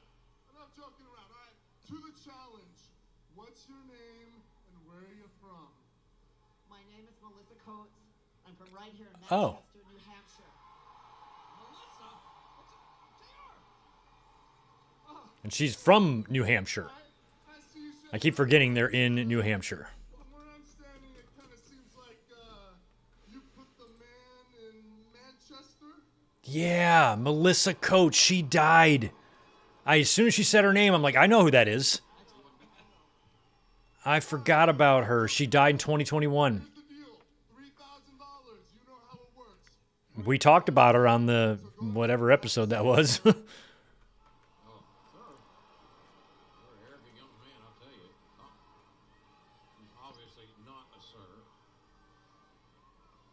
Well, obviously, but I mean, we should pick somebody else, don't you think? I would think. But she's pretty well built.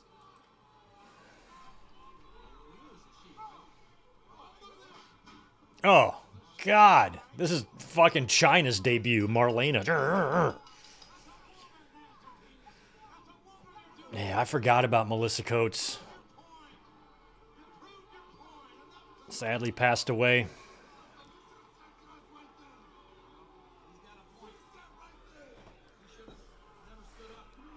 I love how he ragdolled her to death. That had shades of Marlena. He's going to be severely challenged in that master lock. I don't know when, but what was her name? Melissa? Melissa Coates. You got to hand it to her. I mean, a woman to get in the ring with him. Huh. How did she die? I don't remember. She had problems with her leg. I think she had like an amputation.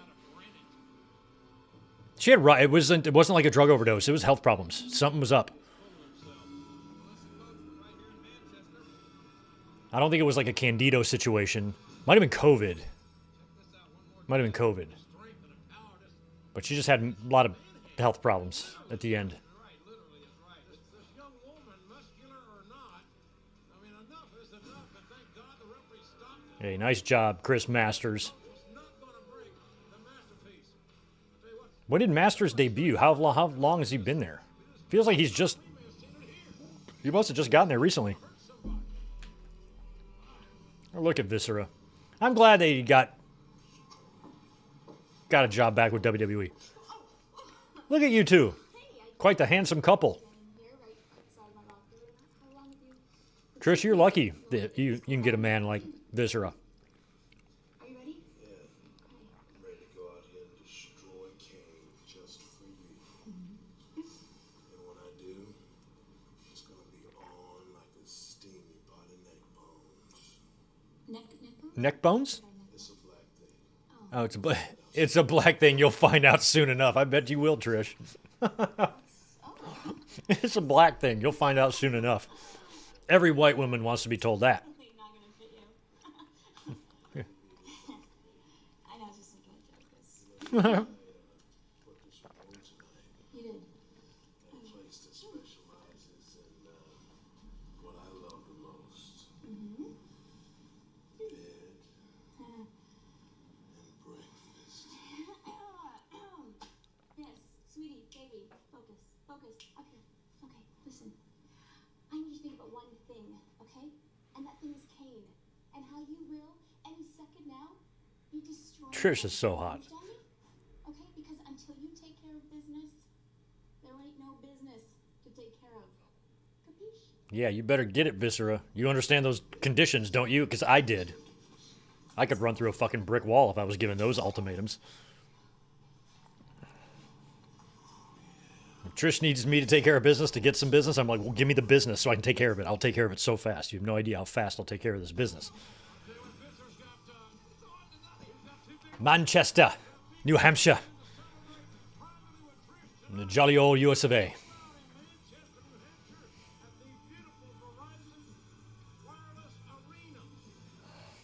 Verizon Wireless. Hey, at least there were cell phones in New Hampshire.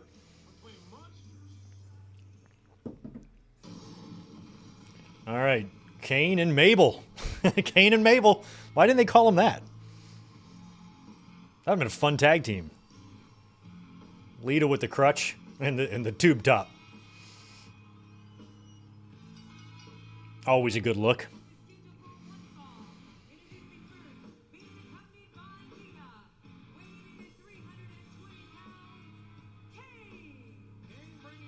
We should do like a like contest or a super chat contest or some sort of contest here to where if we achieve a goal, I'll do a month worth of streams in a tube top. Or maybe like one of them mesh shirts like the Hardy Boys used to wear.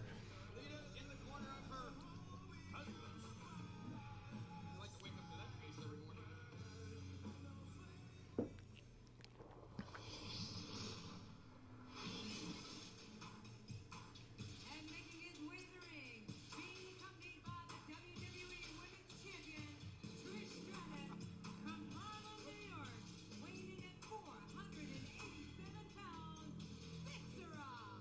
Viscera. This is his music?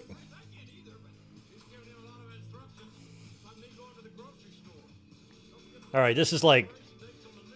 She's totally Bill Belichick's girlfriend right here. Just telling him what's what. This is what you're going to go do now.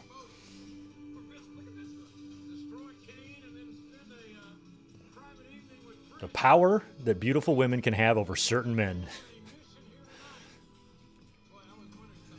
What does a kid say? Needs to be studied.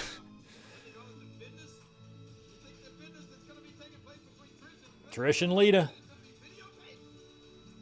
It's very strange music by Viscera, unless this is some network edit. But I don't think it would be.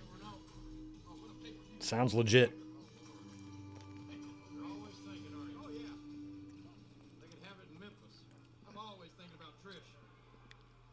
Vis must have came back, right? There's no way he was still here from 99, right?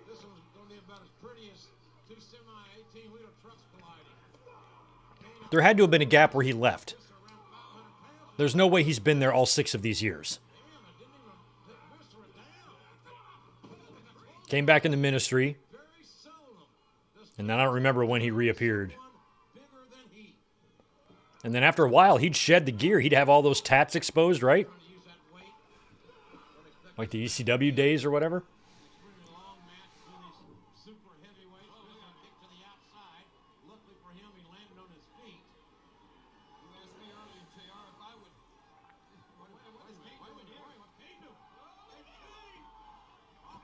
Mike, thanks for the 5. Yes.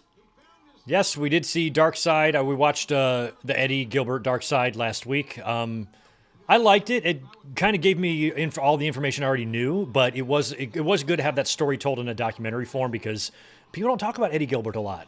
And I remember his death well, you know, and how that rocked the wrestling world when that happened. I was like a senior in high school. And I remember it pretty well. Earlier, you also asked... with the super chat, who goes to AEW from the recent releases. Nakamura is not released, is he? Did I miss that? I don't think Nakamura is released. But Dakota and Cora Jade, probably just Dakota. I don't really care much about Cora Jade. I have no real desire to see her anywhere, so I don't really care. But Dakota I love, and she'd be one that I'd grab to add some depth to that roster over there. All them big stars over there, they got to have somebody to work with. You got the Tonys, you got the Mercedes. You got the Willows.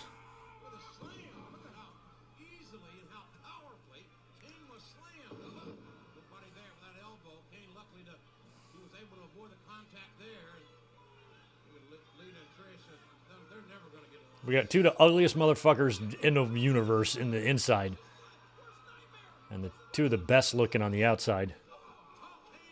And when I'm talking about the 2 ugliest motherfuckers, I'm talking about Kane and the referee. Viscera is sexy as all hell.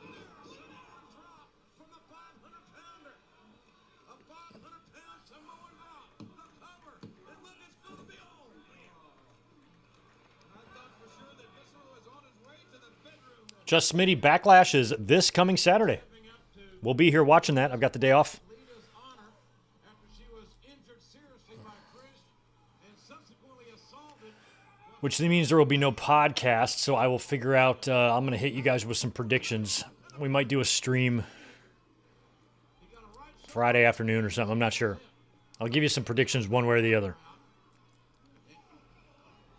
And I'm telling you, Viscera, he's thinking about business. He's all business right here. Can you remember the last time anyone did that to Kane? I don't think anyone's ever done that to Kane. Kane. I don't know if Viscera was going for a backdrop or what, but his head was just sticking out there, and Kane that thunderous DDT, and now Kane going back to the top. The big red machine looking to fly again. He tried it earlier from outside. Oh man! Now on the inside, still effective. Kane going to the. I mean, every one of these matches, Kane and Mabel, Kane and Great Khali, Undertaker and Viscera, Undertaker and Great Khali, Undertaker and Giant Gonzalez, just any Kane and Undertaker match versus another huge person, I just don't give a shit. I think Vince thought we did.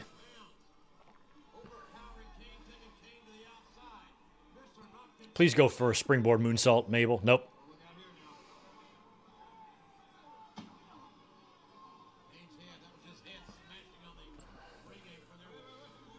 Lita getting in the way.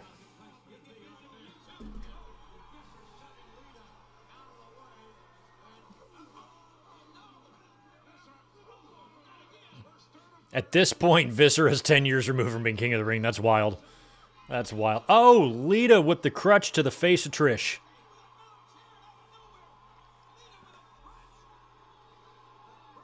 They're booing her. Yeah, the word is out. Everybody knows what happened. That's right. So because of this, because of the backstage news, WWE moves Lita away from Kane. She turns on him, right? And joins Edge. I mean, they kind of had to do that.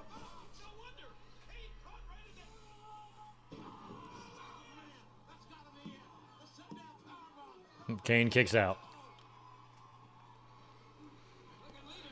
Oh, yeah, Daphne is going to suck.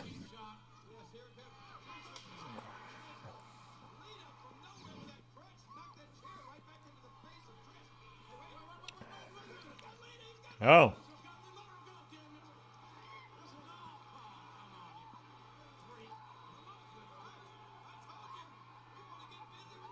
Ew. This is sexual assault. Ugh. That's Kane's wife. That's Kane's wife. That's so crazy.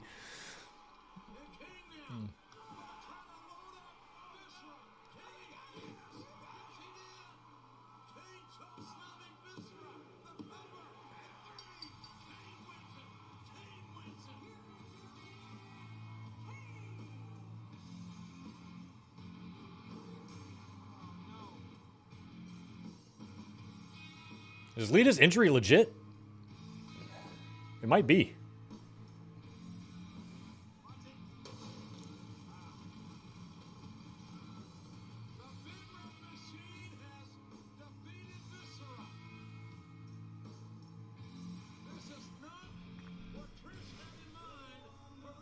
So Lita isn't technically Undertaker's sister-in-law. Yeah, that would be weird.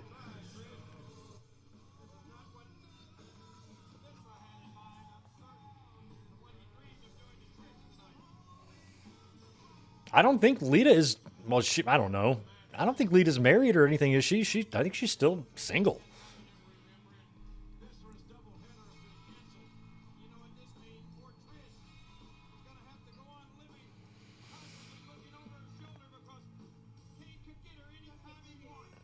Oh no, she's gonna berate poor Viscera. This is sad. He was looking forward to getting that action later. Don't do this to Vis. What'd he do?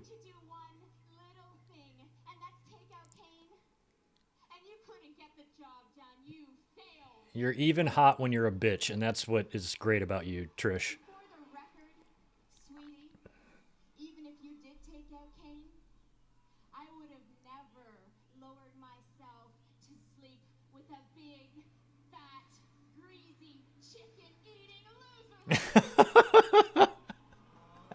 A big, fat, greasy, chicken-eating loser like you?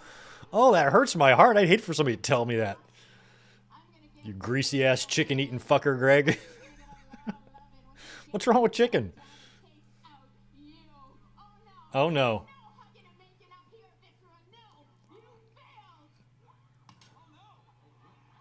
Oh, no. Ooh, nice. Oh, holy shit.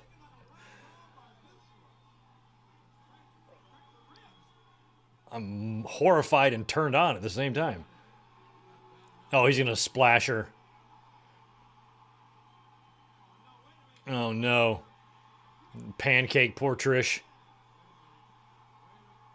Careful not to pop one. Awesome. Well, she kind of had that coming. You did what you had to do there, Vis. Oh, yeah. Big, fat, greasy, chicken-eating loser. My God.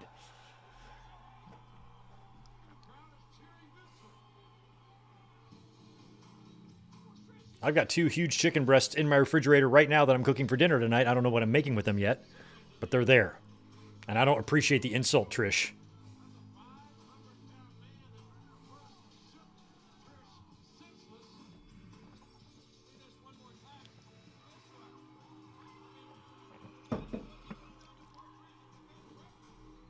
She took a bump when he threw her down. Oh, God. Oh, I didn't hate that. The post-match was way better than the match.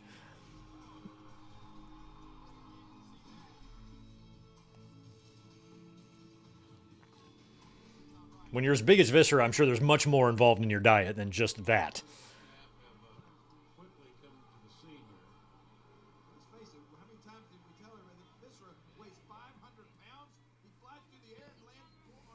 Boy, they're neck bracing Trish the whole deal. This little bow-tied doctor.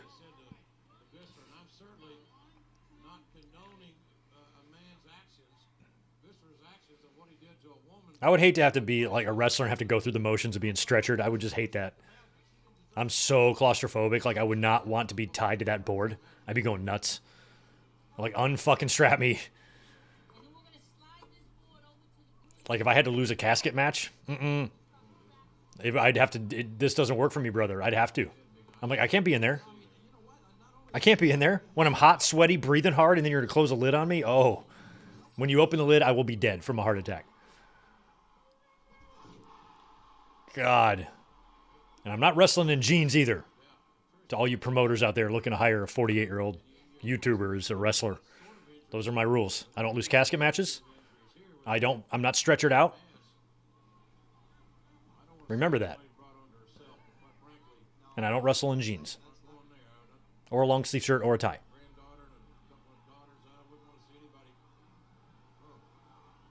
I also get to show up late. I want a bus.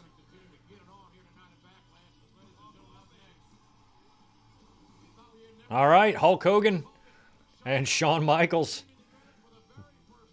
against Muhammad Hassan and Daivari.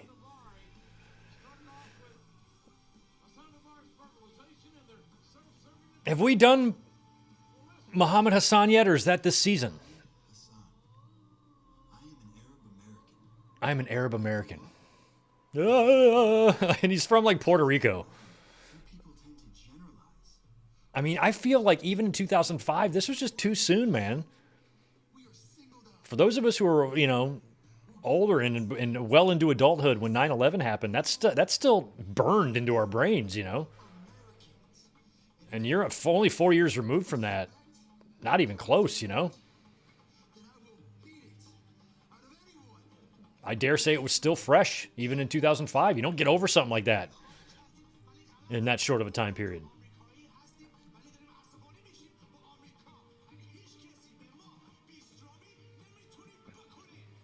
September 11th, 2001 is the day that I realized that the world is like dangerous. Up until that point, I was just going through living my life. I wasn't thinking about anything else in the world, that there would ever be any sort of worry or anything like that. of human annihilation or some crazy war landing on my own turf. I was just going about my business. Didn't really care much about elections, you know, didn't really care who was president. None of that stuff really, I didn't care much. But then that was like, that day I was like, oh shit, that's kind of serious. You need to kind of pay attention in this world.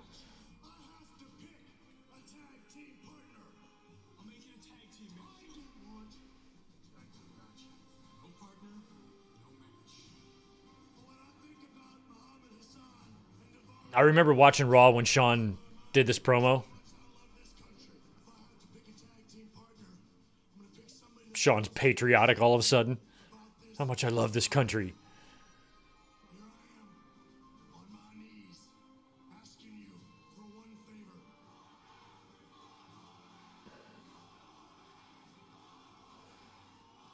I just couldn't imagine 1997 Sean doing this.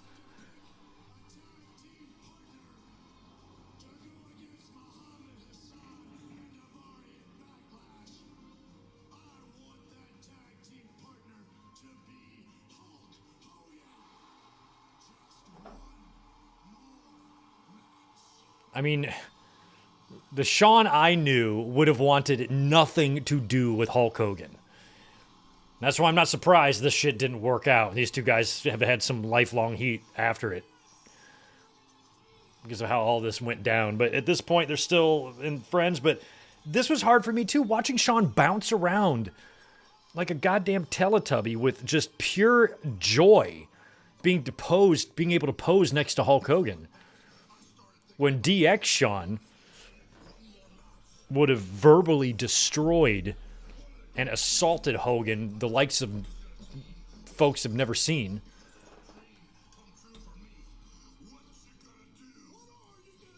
What are you gonna do? That's kind of funny. What you gonna do? What are you gonna do? Okay, that made it worth it. Yeah, it's the fucking music. Where's this Puerto Rican guy coming out?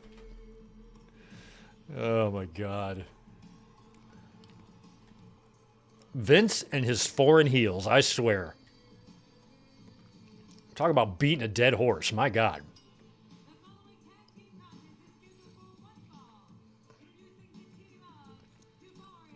Anybody who's not Americana is a heel.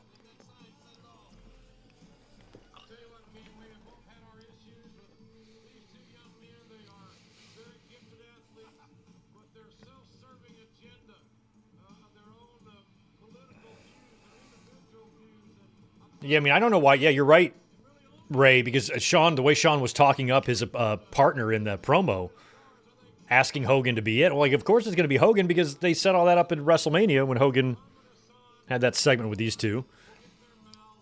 Oh, he's Italian. I thought he was Puerto Rican. Sorry. Point is, he's not what they say he is.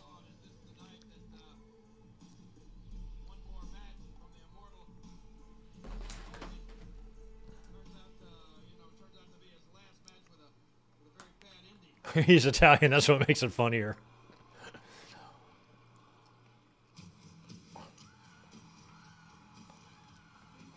I can see him saying that to Vince too. Like, "Oh, I'm Italian." Close enough. This is new. I don't remember this gear ever.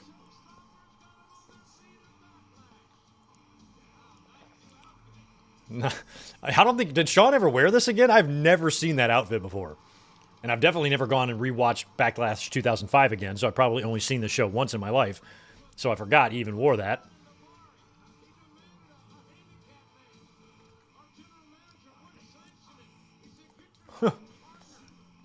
Yeah, Lillian's laughing at him. Sean, what are you wearing?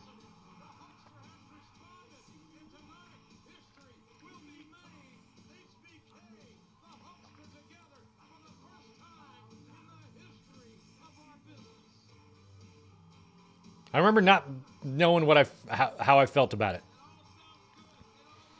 I'm like, Sean is just way too giddy for me to be teaming up with the legendary Hulkster. By this point, I could not stand Hulk Hogan. I wanted nothing to do with him. And so I'm like, Sean, why is he running around with such happiness and joy? He used to shit on him in the mic. I remember Shawn doing when he was champ, doing the little poses. What was that after the? I forgot what match. It might have been after the Good Friends, Better Enemies match, but he started doing like the Hogan poses and stuff, and the jerk off motion with his hand.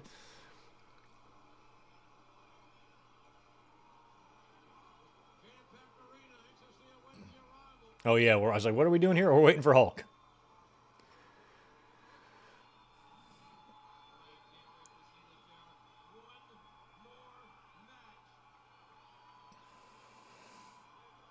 Boy, we have to wait this long for this fucking song to play.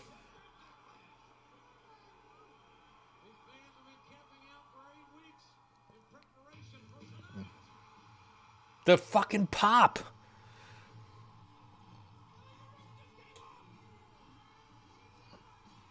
The pops this guy gets.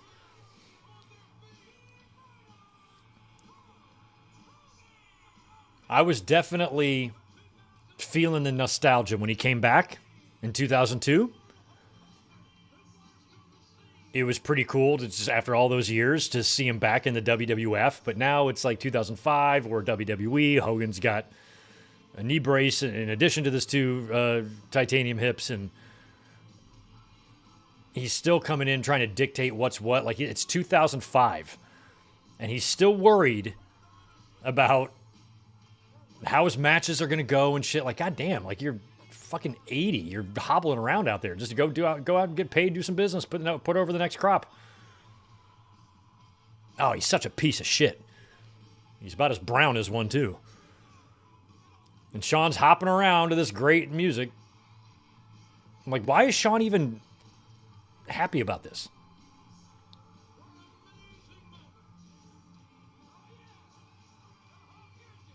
Shawn is just cracking me up.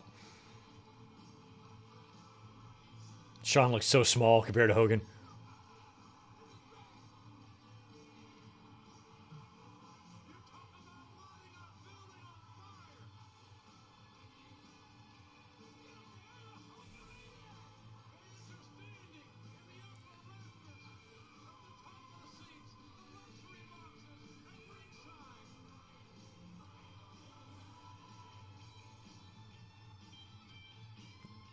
You're no more of an American than I am, Hulk. We're both Americans. You're not no more realer than me. Just because you bang radio hosts' wives on camera and use racial slurs all the time, I don't know why that makes you a better American than me.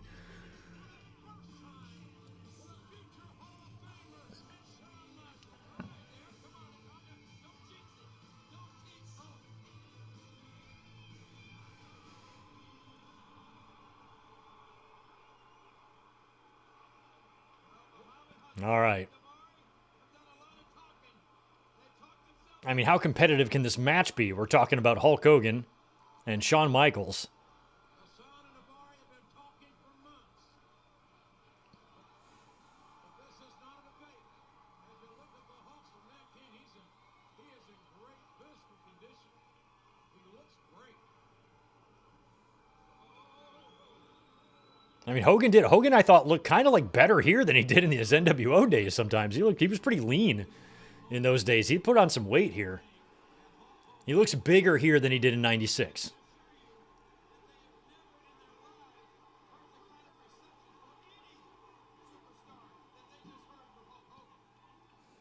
gotta be a little bit awe-inspiring. What are you saying? There's no way to prepare for a Hogan Michaels dream team. What do you compare it to? Who would you compare it to? I like how Daivari's wearing some Sabu pants. Kind of. Daivari are a unit. They have an advantage of traveling together, communicating on a daily basis. That would be a much better tag team. If this was NWO Hogan and DX Shawn teaming up to take out a couple of white meat baby faces, that would be way more fun than this.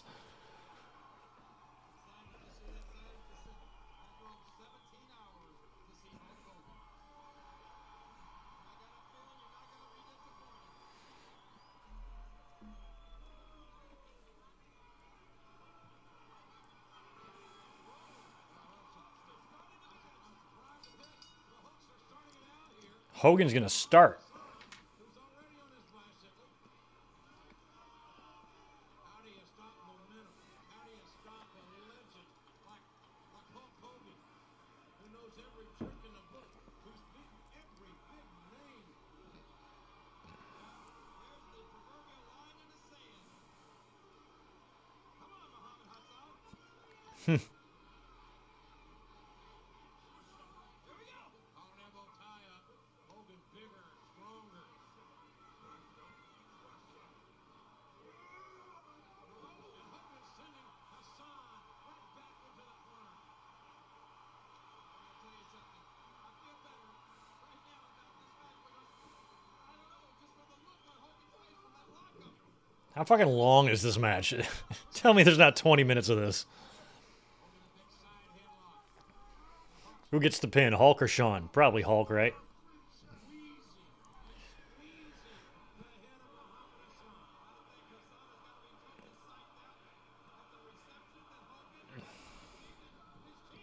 Was Hogan the real American mask gimmick? No, nobody knows who that is. Or who that was. Still a mystery.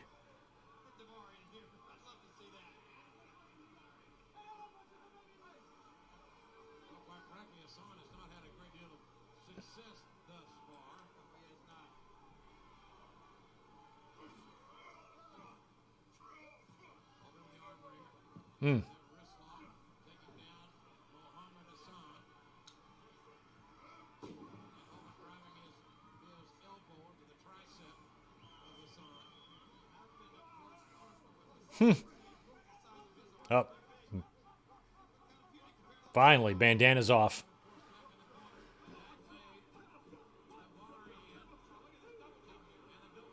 The fact that Hogan started off a tag match is hilarious. Now he's been isolated in the opposition's corner.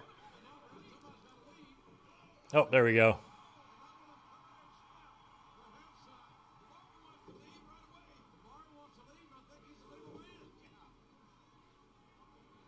Hogan doesn't care.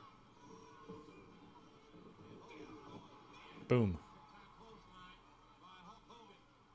Immortal Hulk Hogan has manhandled Muhammad Hassan. Tag Shawn.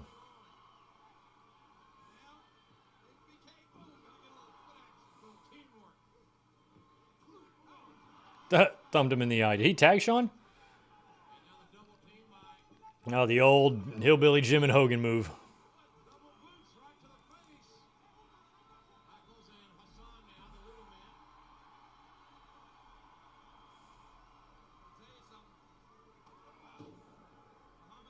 Daivari gonna have a little trouble getting on track here tonight. Do you think? Michael's down.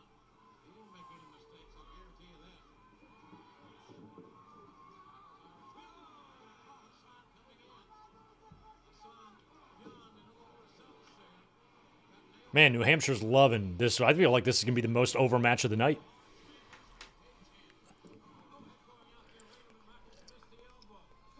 Yes, Tatanani. May 24th is the next Saturday night's main event. The night before, Double or Nothing. Maybe the second time. Straight right hand.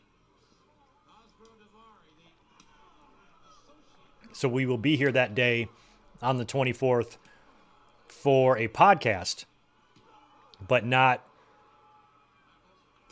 a Saturday night's main event watch along or review. But we will be here Sunday, the 25th, for Double or Nothing. Irish whip, hard side. Look out! High back body drop. Daivari up in the lights of that. Muhammad Hassan and Osbro Daivari have not been able to get out of the blocks. Another tag. It just gets worse for Daivari because now Hogan's in. It gets better as far as I'm concerned. I'm enjoying this. Another double team by the veterans. The dream team with a double elbow. Michael's a lead. Hogan's legal. Out goes Osbro Daivari. The hook's from the outside. Look at Daivari. He's bagging down. Watch it. And Hogan driving Daivari into that security wall. Damn, nice, Hogan. Just chucks him right into the High-fiving some of those Hulkamaniacs. Hogan playing some games, some shenanigans out there.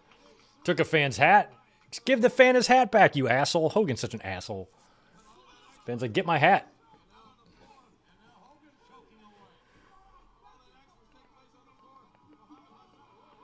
Yeah, Earl, Hogan still owes you a receipt from 1988. The double referee. He never did pay you back for that.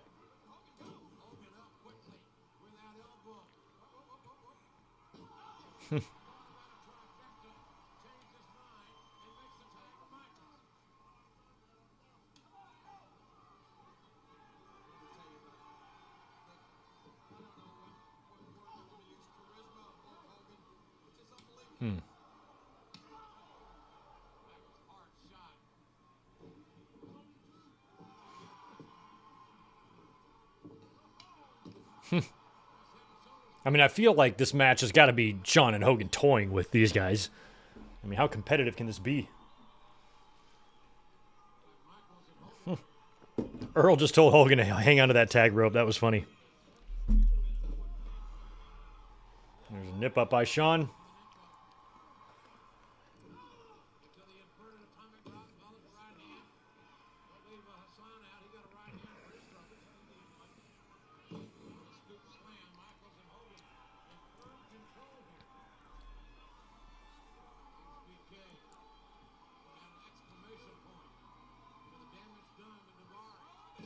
Elbow drop.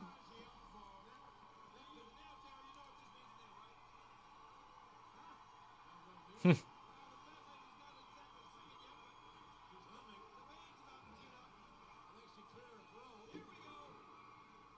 no way it's going to be this easy. Muhammad will show back up. There he is. That poor fan's hat is still on the ground. Will some cameraman or production guy get that for him? It's like a lead pipe or a metal bar. Look at Hogan. What? What happened? Tell me, fans. I was wondering how this team was going to get any offense. Took a tire iron or whatever that was to get it done.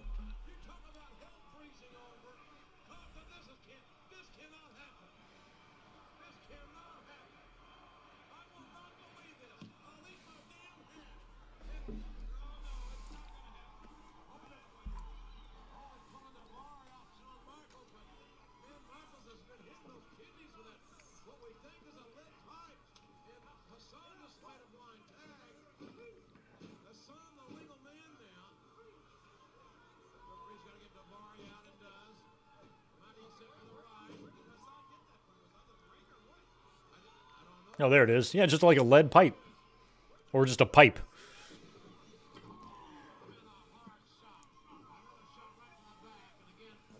Yeah, think about the tag team partners, Ryan. Thanks for the 5 that Shawn has had at Backlash. Hogan and God. 2 incredibly stupid tag team matches. I think this one was far more over, though. This crowd in New Hampshire is just eating everything up here. Yeah, next year would be against, what, Shane and Vince, right? It would be God. We're going to have to watch that one next year. We're going to have to watch Shawn Michaels and God next year.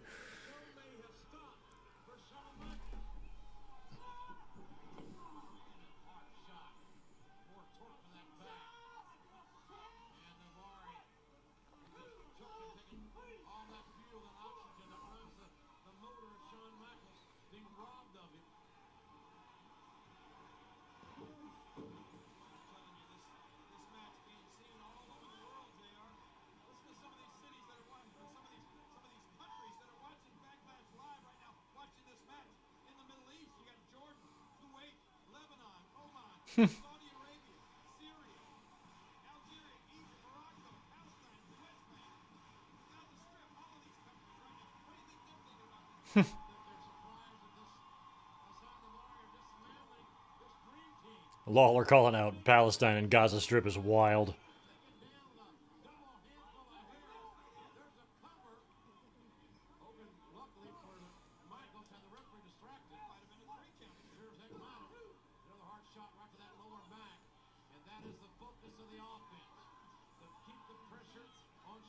God, look at all that hair Shawn's missing. I swear, he was getting so bald right there. I swear that's where Brett pulled the chunk out from.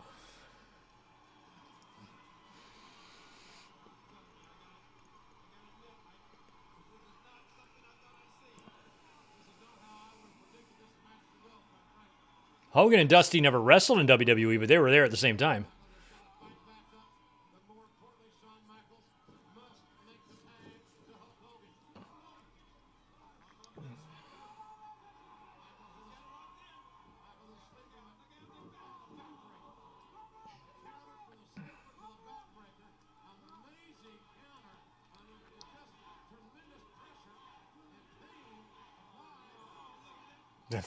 That shit's so crazy.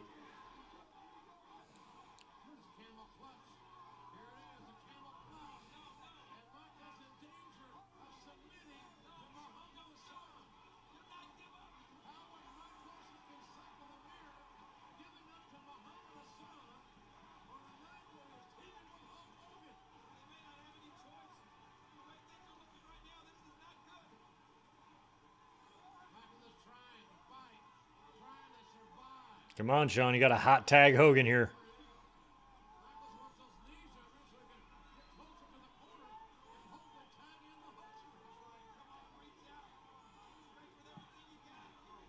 Sean's fading.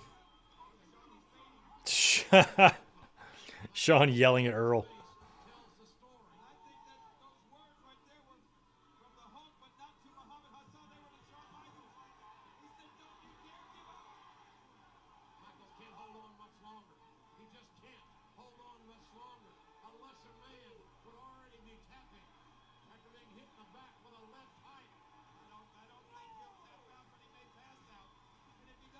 Hurry, Sean. Fight it. You can do it. I mean, you're so close.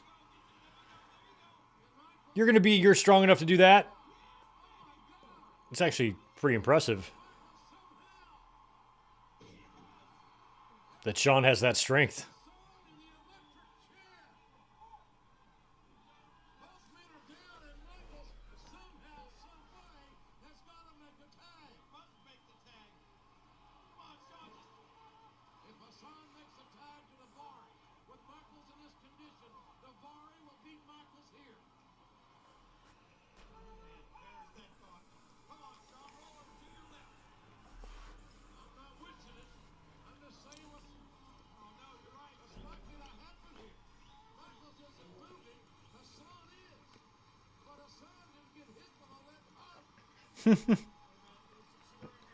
Yeah, Sean has not been able to tag since that lead pipe.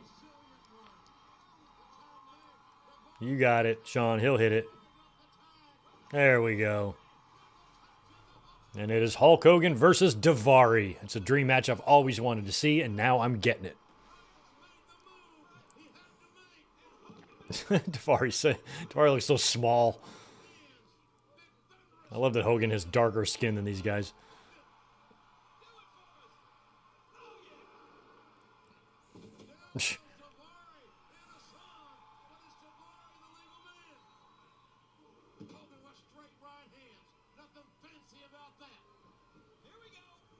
Boom.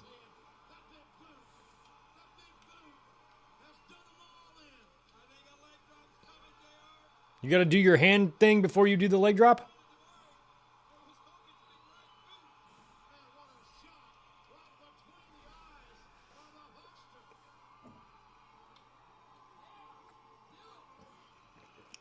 Yeah, there he is. I was about to say, there's no way that's just going to be the simple finish. And now Hogan eats the lead pipe. Oh, I hope he pins him.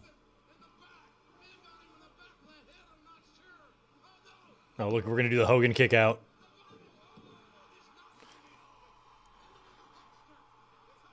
He's hulking up. I can't do that with my head. It hurts. I could never be a headbanger. I'd give myself a headache.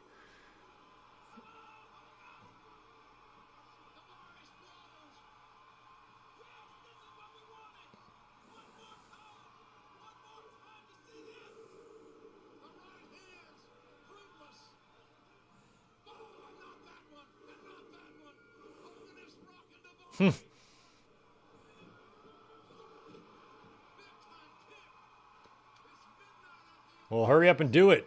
This got you in trouble last time, Hulk. There he is again. Twice.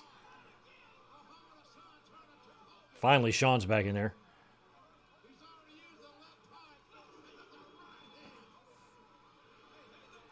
Boom. Oh. And then Hogan just gets on top of him for the pin. The Dream Team. Well, let's see. Brutus and Valentine versus Hogan and Shawn. I'd still go Hogan and Shawn, probably.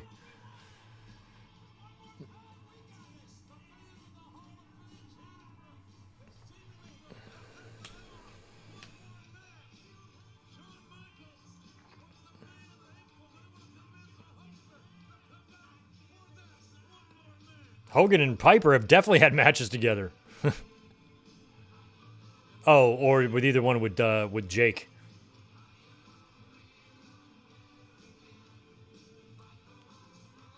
Hogan worked with Jake, but they never had a TV feud.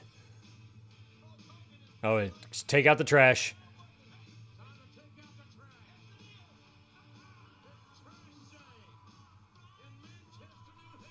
Yeah, we got no leg drop. Hogan pinned Daivari after the sweet chin music. I thought that Hogan would follow it up with the leg drop. I'm surprised he didn't. He just went right in for the cover. Like, all of a sudden, he's not stalling now. We took 2.5 years after the big boot to do this with the fans before he hit the leg drop. Now he actually has a chance to hit it, and he covers right away. What a weirdo. Shawn's sitting there doing the poses with his little scrawny ass. It's so weird.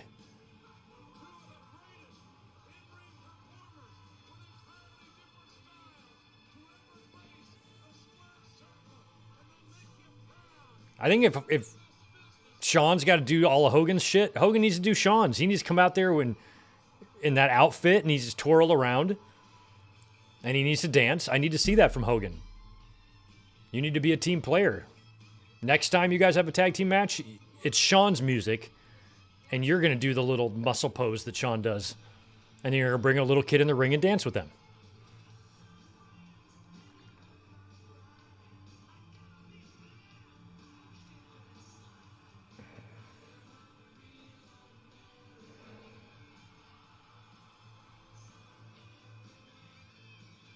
So they would have a couple of more matches, right? It would be a Monday Night Raw where Shawn would make the turn, right?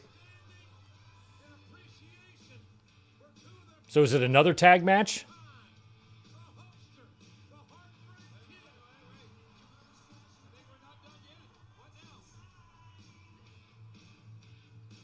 I remember being shocked by the turn. At this point in time, watching Backlash, it wasn't on my radar that this is going to be a SummerSlam match. I had no clue. It wasn't until Shawn hit the super kick and you're like, oh, okay.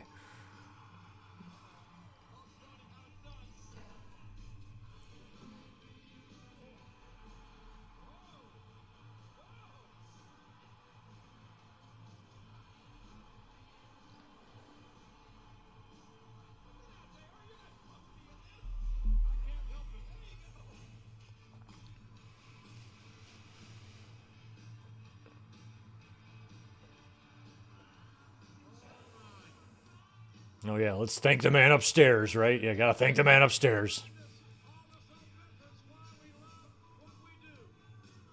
I'm upstairs. I'm upstairs right now. Shawn was thanking me. You're welcome, Shawn.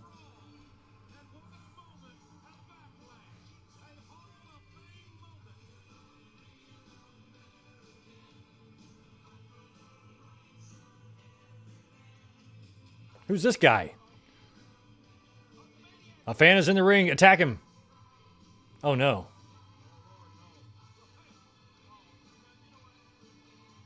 He's like, where's the ripped part? Oh, God. Look at him.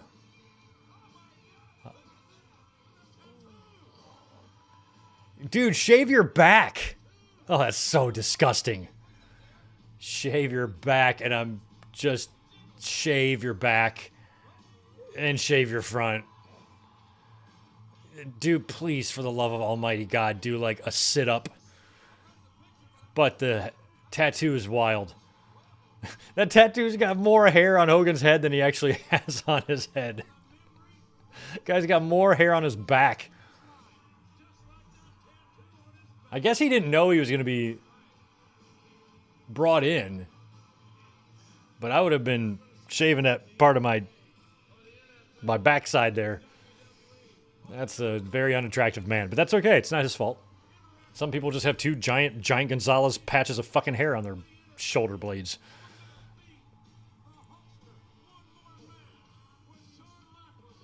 Did he have to go back out in the crowd with no shirt? Did they get him a new shirt to wear? What if they're like, go to the concession stand and buy one? I think WWE should provide that guy with a free shirt.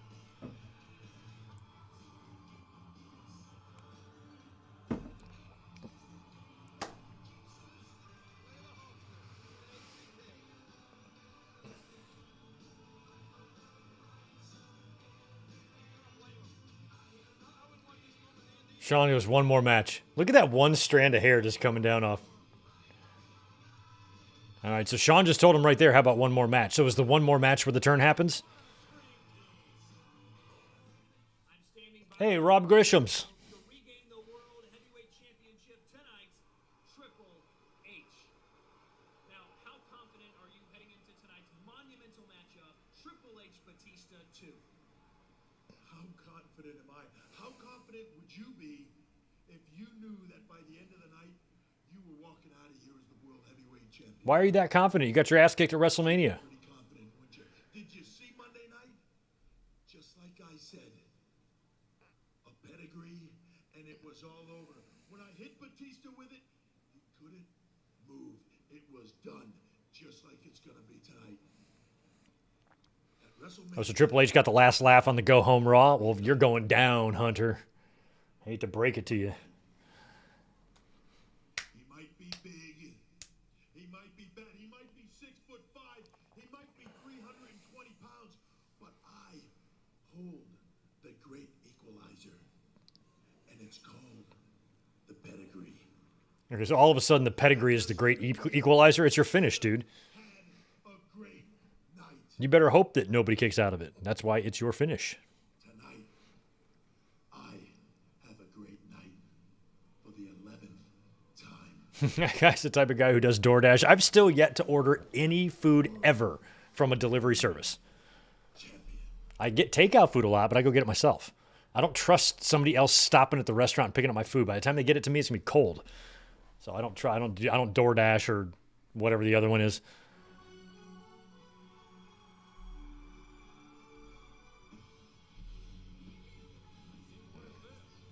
Oh, Christian and Tomko. Now, Christian's about to leave or come back? He's about to leave, right? He leaves in 2005. I just don't know when.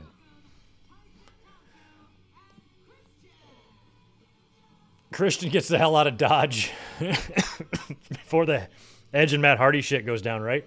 When did he leave? Or I guess it's going on right now.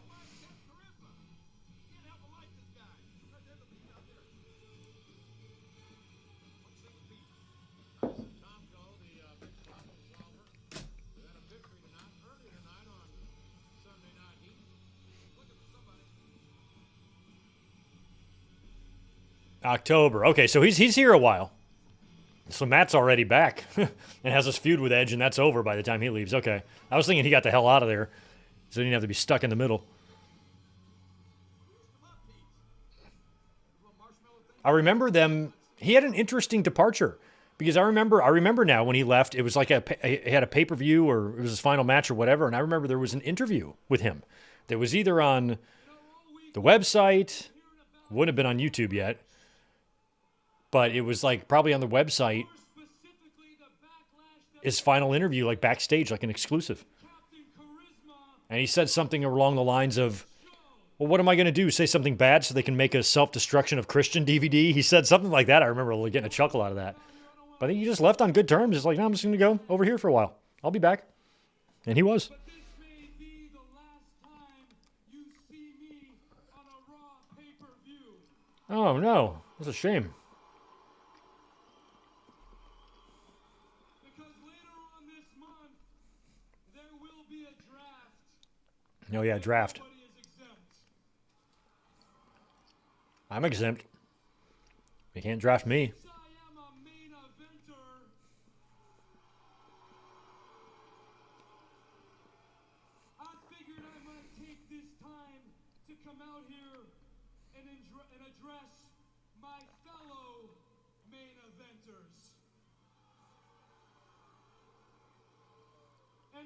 So between this and the Diva nonsense, in the form of a rap.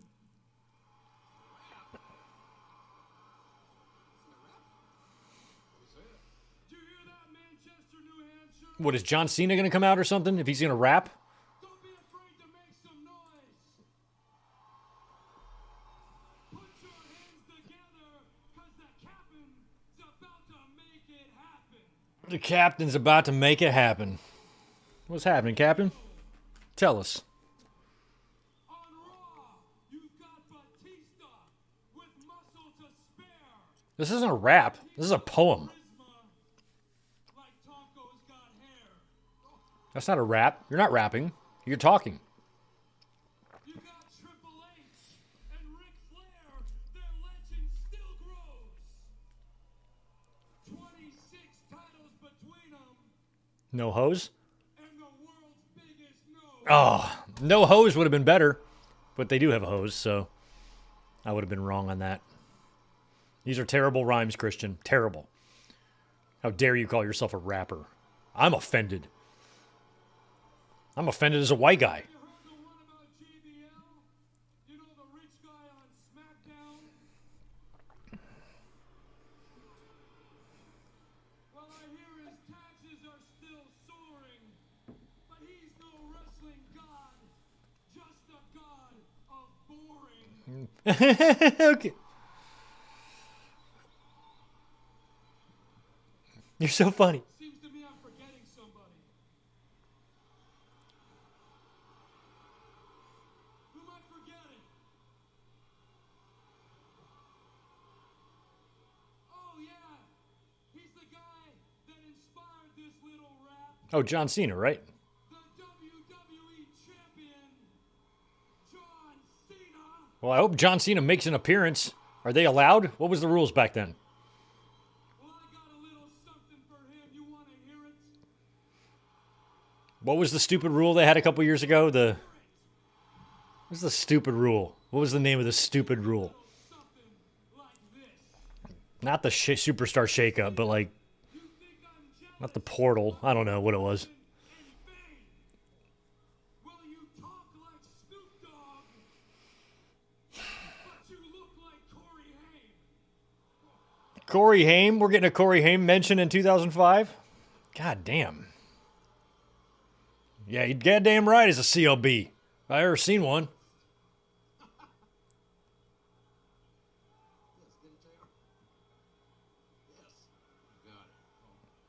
So after the draft, whether it's Raw or SmackDown, JR or Michael Cole, I will be champion. 'Cause That's right. That's the draft where Cena comes to Raw, because he's not on Raw right now. He comes to Raw, winds up feuding with Jericho. Jericho's in the ring when he comes out. That's right. And that kicks off that whole SummerSlam deal. Yeah, and then Batista goes to SmackDown. That's right.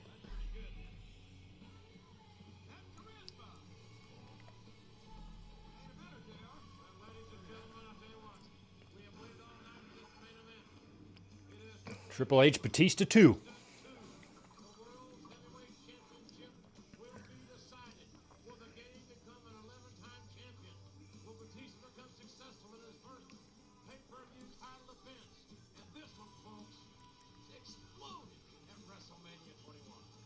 All right.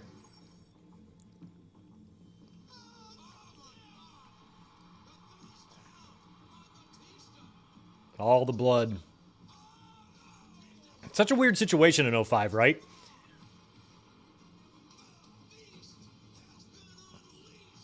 The two matches just seemed so different. Cena and JBL in the mid card was just felt so forgettable. At least that one had some blood.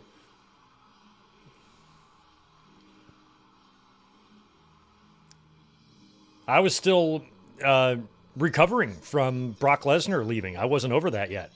I thought WWE just lost their future.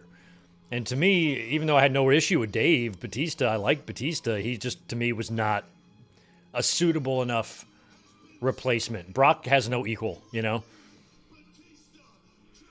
And even though Batista had his moments and was good, to me he was 1/10 of the athlete that Brock was. When I became world heavyweight champion, I'd be a 100 man. But I refuse to be anyone's victim. I'm the man. I'm the predator. I'm the world heavyweight champion. This is my jungle. Batista, your eyes betrayed you.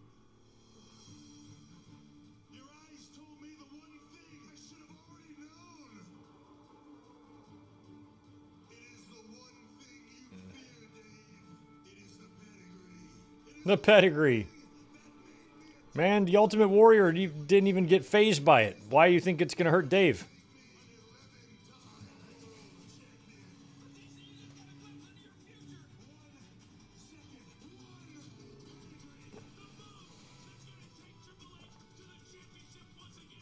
Triple H, if you're looking in my eyes and seeing fear, I think you're just looking at your own reflection in the mirror. Batista, your ass is mine.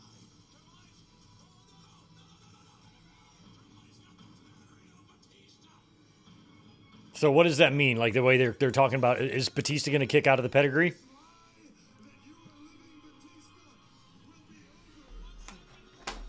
Triple H will what? Probably hit the pedigree and then take forever to cover him because he thinks he's got the match won because the pedigree is so devastating. And then what? Batista kicks out? Is that what they're building towards? It's usually how it goes. The announce desk way back there looks so weird. Nature boy.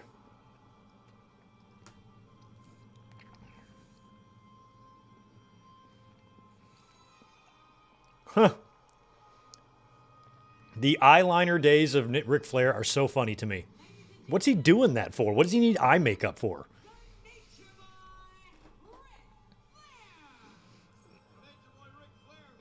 I'm sure he thinks that it makes him look younger, but it does not.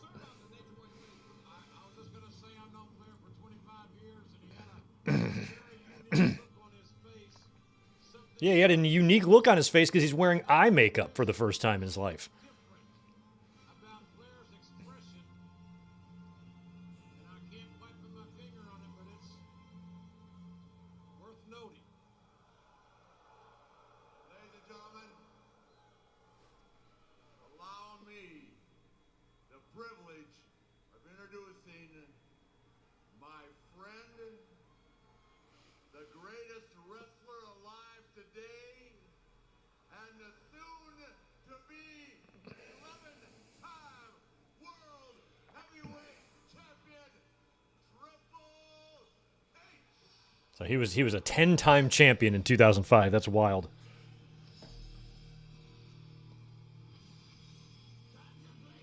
Ten championships in less than 6 years for Triple H. Winning his first one, what, in the summer of 99, right? So it's less than 6 years. He's won 10 titles. World titles. And he had an injury in there for a year, right? He was gone for... So he's probably had 4.5 good years.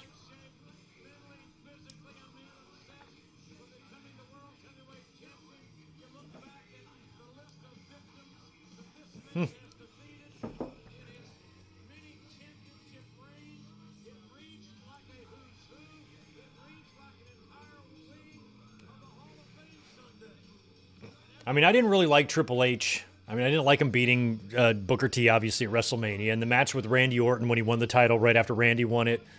You know, I know a lot of fans didn't like that. But still, without Triple H and without Evolution, you know, that whole group got Batista and Randy Orton, turned them into huge stars. And so for somebody like Triple H, who had such a reputation by the online community fans of, like, not putting people over, he did plenty of that. He did plenty of business. You know, that group elevated Batista and Randy Orton into legendary Hall of Fame wrestlers. And Triple H was the centerpiece of that, and he put both guys over. Batista, he put over a little harder, you know, right here at first, putting him over here these 3 pay-per-views, really launching him. I felt like he could have done more for Orton in 04, but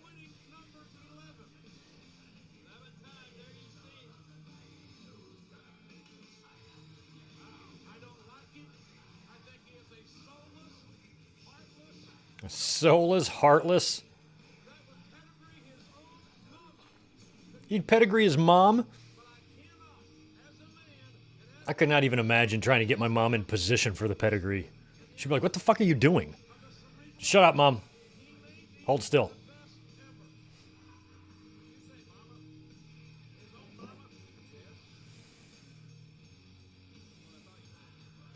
Ric Flair, you look very pretty with your eye makeup.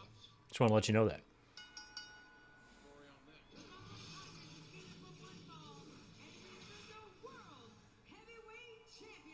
Batista's not even in the ring yet. Here he comes.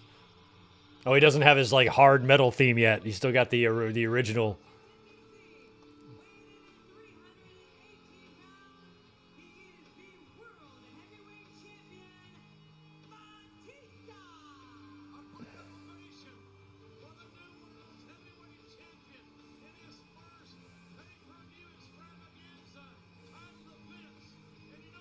You know, for a guy as big as Dave, he had a very, very flat stomach. Good for him. Belt looks good on him.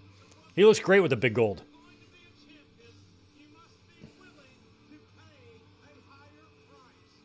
Yeah, this whole entrance would be way better with the other music.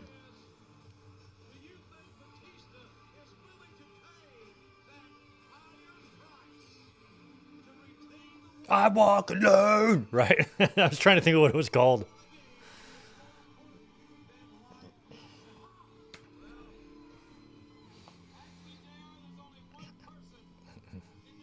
I don't know when he gets walk alone. It's later on in the year. Oh, it's this month, May 30th, 2005.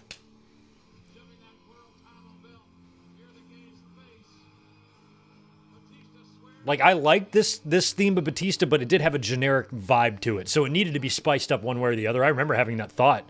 I'm like, they got to kick this song up, but they just recorded a whole new one.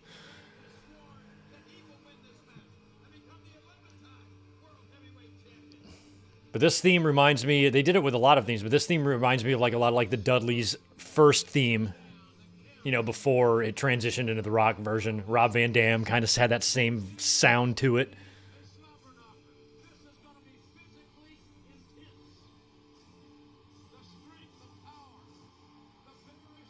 The only one that didn't sound overly generic that they kicked up was Benoit's. The song that Benoit used before.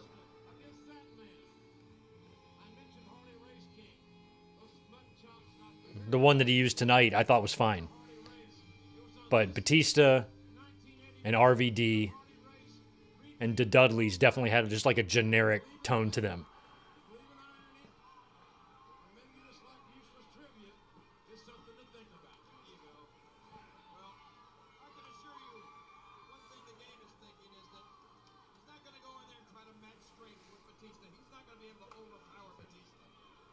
Yeah, about a year from now, Triple H is going to be a babyface again with Shawn, right? And reform DX and all that stuff.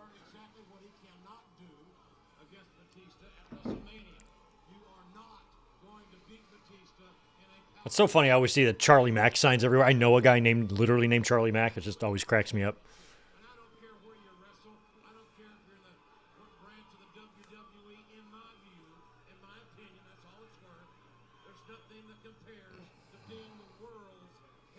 Triple H is definitely winning in who has more folds in their foreheads.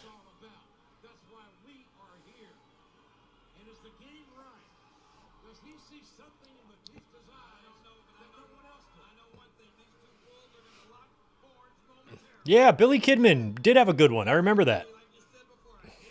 Yeah, AJ, I'm with you. I grew to appreciate Batista way more over time. And by the time we got into like 2007, I had warmed up to him enough. Like, he still was never going to go down as one of my favorites, but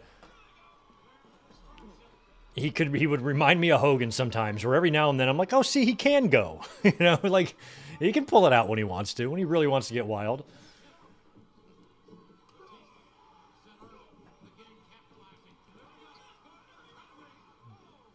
And I think Dave Batista absolutely rocks as a human being. I love the dude.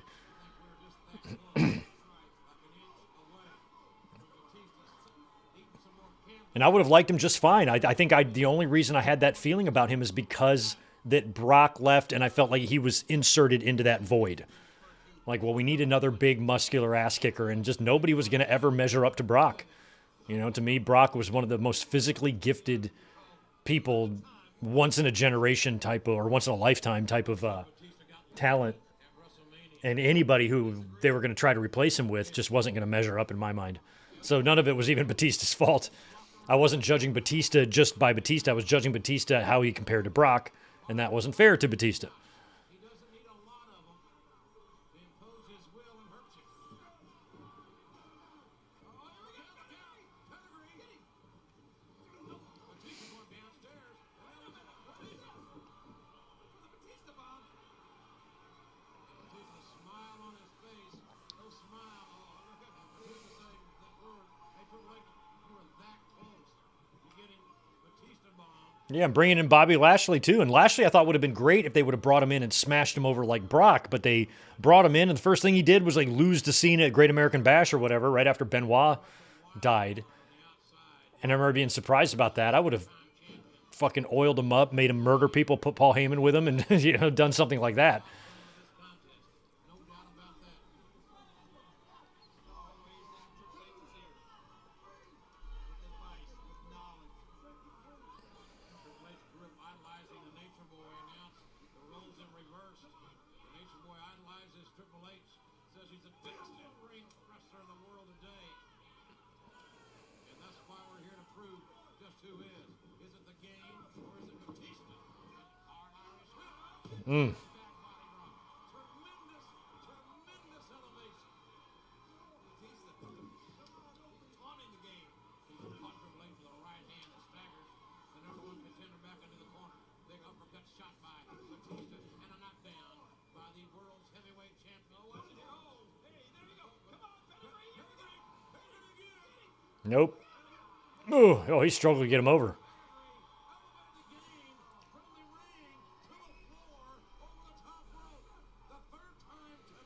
I actually don't know about Batista movies. I'm not really dialed into what he's doing, so I have no idea.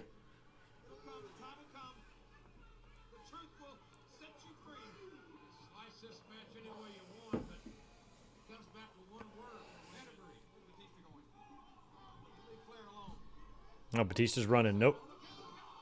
Ooh, spine buster. Look at that sell by Batista.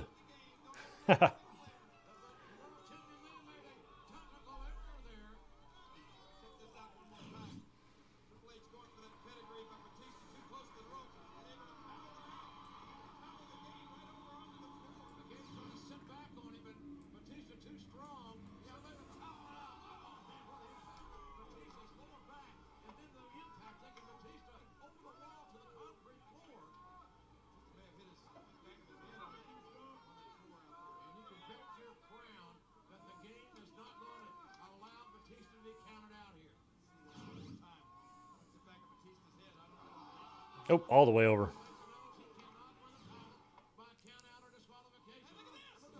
Jeez. Batista with the facial selling. Great leverage and technique by the number one contender of the Game. Back in the ring that breaks the referee's 10 count. Batista hammered that lower back from the outside. I may have to take back what I said earlier that the Game couldn't match strength with Batista. But he's manhandling the world champion right now. It's all about leverage, technique. And that's what we're seeing, a textbook demonstration of that by Triple H. You ever seen Batista get suplexed on the floor? Absolutely not, quite frankly. Look at this. The Game driving his elbow into the lower back. That will be the focus now, one would assume. And the more I just want to see that find out when Triple H hits the pedigree, if he's going to hesitate or go right for the pin. Either way, Batista's kicking out of that.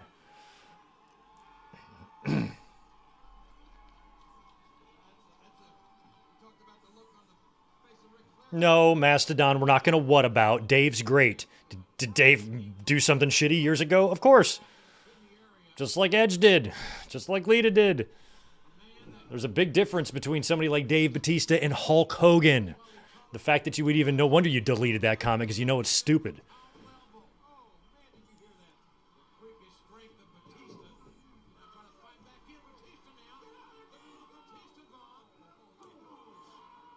The guy who runs the country has cheated on every wife he's ever had. So fuck off. Overall, I think Dave's a great dude. I think Copeland's a great dude. I think Lita's a great woman. I think Hogan's a piece of shit. Everybody makes mistakes. But some people are just pieces of shit. Making a mistake is not the same thing of having a proven track record of decades of being a piece of shit. It's not the same.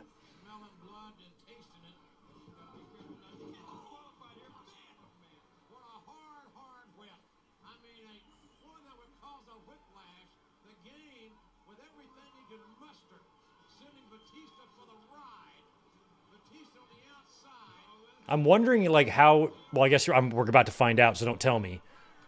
But, like, whatever the finish they do here has to be set up in a way that would warrant a third match. Because if Triple H goes down twice, what's his reasoning for getting a third match and making Hell in the Cell?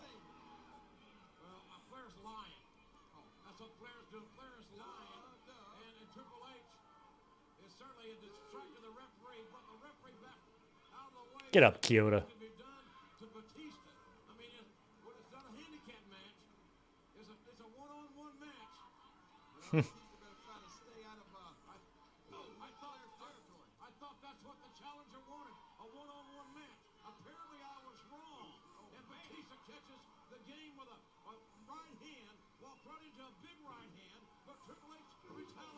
What's the patch? I'm just noticing the patch on the back of the ref's shirt. I don't even know what that's about.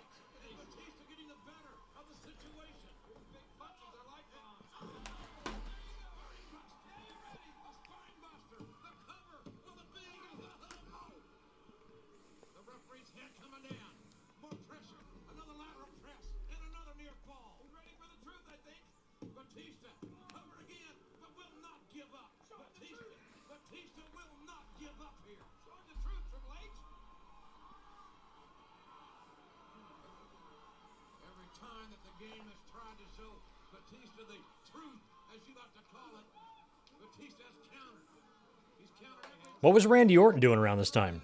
I guess he's on... Is he on SmackDown? Yeah, I guess he's on SmackDown, right? Because that's where the feud with The Undertaker's just happening. So he won't be doing a run in here or anything like that, right? He's got his own thing going on. Yeah, shout out. Somebody mentioned in the comments there earlier in the chat, but we do have Blue Tista. We didn't get much of Blue Tista until he came back in 2014, and he was very blue. Yeah, I had like the blue, maybe like the armband or something. He was just extra blue.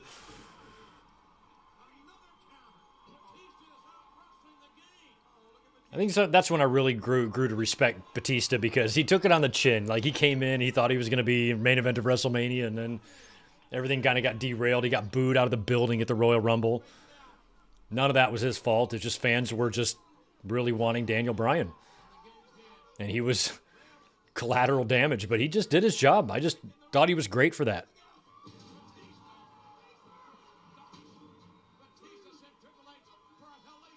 And I kind of had a different opinion of the dude ever since then.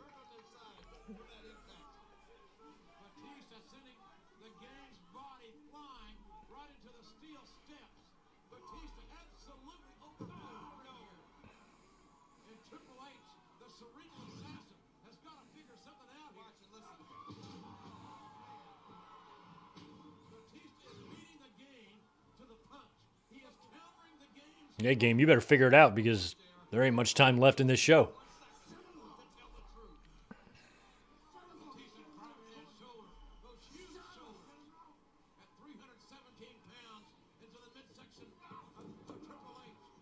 How wild would it have been if Triple H regained the belt here?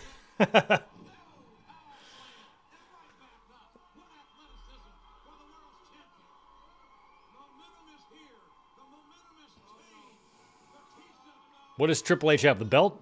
Did Flair toss the belt in? How blind are you, ref? Flair trying to get in there.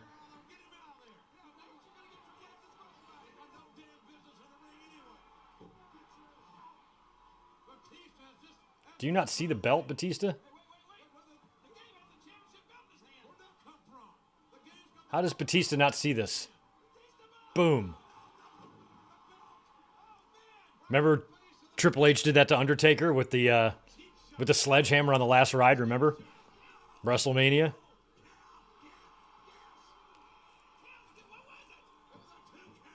Two count. Two? Yeah, two. Lawler.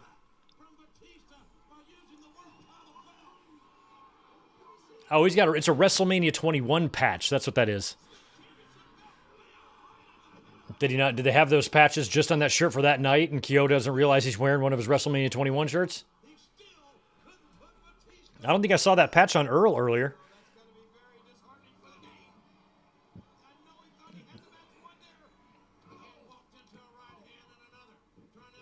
Come on, Batista.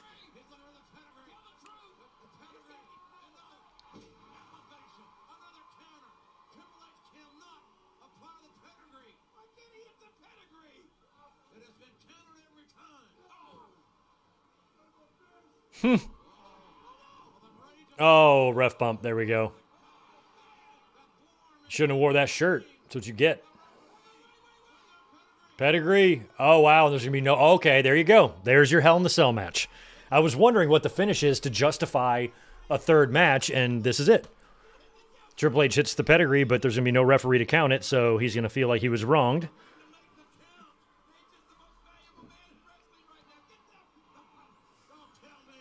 He's unconscious. Count.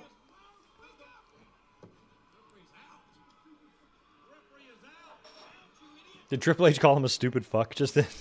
Get up, you stupid fuck.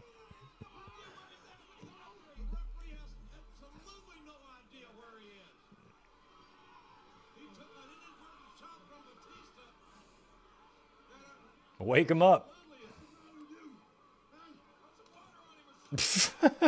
Let's punch him repeatedly in the face. He's still out. That's actually one of the funniest ref bump cells I've ever seen. He's just full-blown unconscious. There's Jack Doan. Got to put the shirt on or it doesn't count. Tuck it in, too. Tuck it in, even in the back. There we go.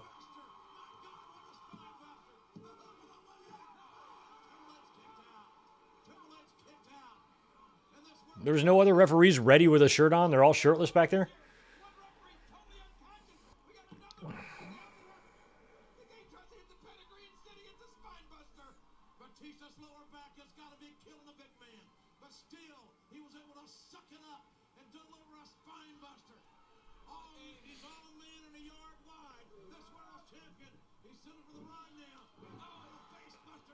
I just love Triple H picking up the lifeless body of Kyoto and slapping him a bunch in the face, and he just flat face bumps back down. Like he's literally unconscious.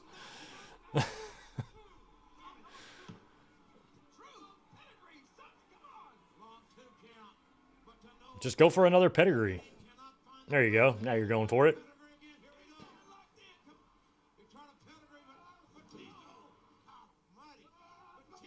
Boom.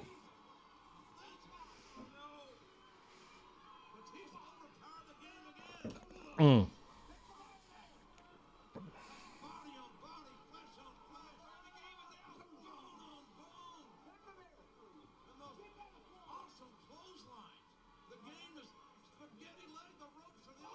Oh! Low blow to Doan. Well, maybe the other referee will come too. Nope. Here somebody's coming. Ric Flair. Oh, there we go. Another pedigree. Nope.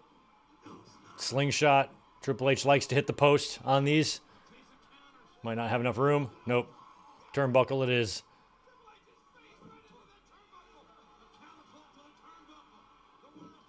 Oh, another low blow.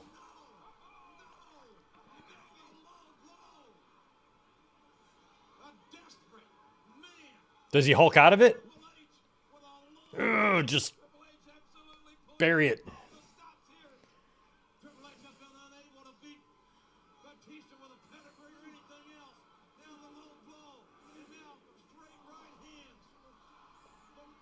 There's a ref. Boom. There, and then Kyoto magically is okay. Count, motherfucker. 1. All right, so that now the Hell in the Cell match makes more sense.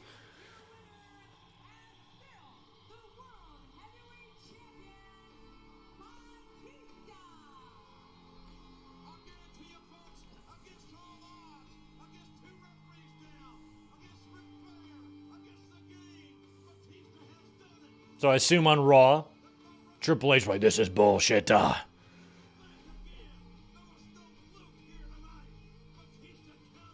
And then finally it'll be like once and for all, Hell in the Cell.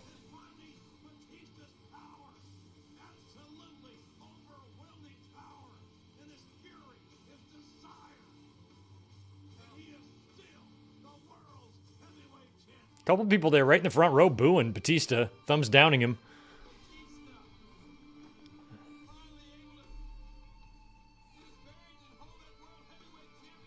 It's so weird hearing this music for Batista.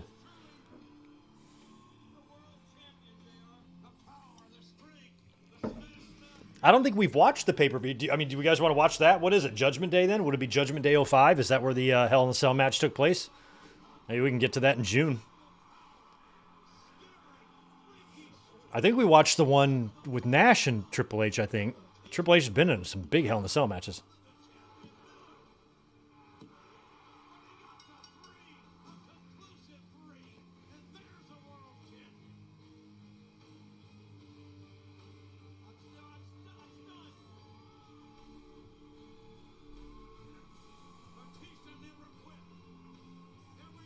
And then Batista would be heading over to SmackDown soon, right? Yeah, probably after that Hell in the Cell match. Oh, it's Vengeance? Oh, Vengeance. Okay. It's Judgment Day's a SmackDown pay-per-view. Okay, thanks. I keep forgetting. They were doing pay-per-views for each brand. He's shoved Flair down. Now he's pedigreeing Mike Chioda. He's an angry Triple H.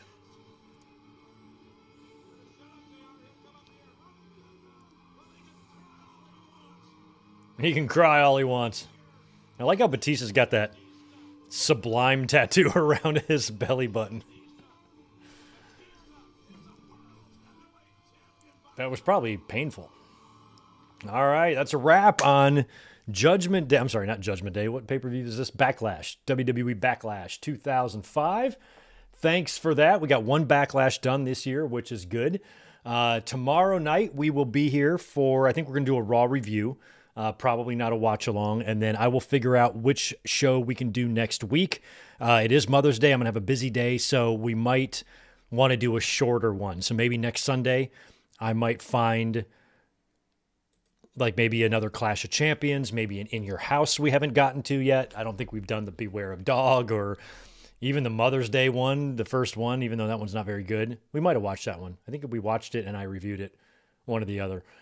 So I'll kind of take a look at what we can do for next week, but I think maybe next Sunday night, because I'll have such a long day, instead of canceling it, we'll do like a 2-hour one, like a shorter show. So In Your House or Clash of Champions or, you know, maybe a 3-hour classic Raw or something like that. I don't know. We'll figure it out.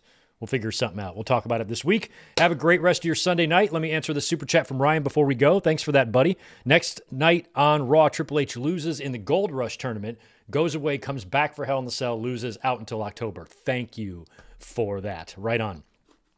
Revenge of the Taker. That's another good one, Ruben. I'll take a look at the In Your House to see what we haven't done and what we've done, and we'll try to come up with something fun to do next week, and we might even go live maybe like a half an hour or an hour later just to give me enough time to get home and get myself set up for that. So I'll figure all that out in the next couple days, and we'll schedule something. But it's going to be a busy week. We'll be here tomorrow for Raw. You got predictions for Backlash coming this week as well, and we're going to be here this coming Saturday to watch Backlash together, and then 1 week from tonight, we're back here for a short Mother's Day watch-along. You guys have a great rest of your evening. Thanks again. Felt good to be back here on a Sunday. Love these, and I'll be catching you tomorrow night after Raw. Have a good one. Peace.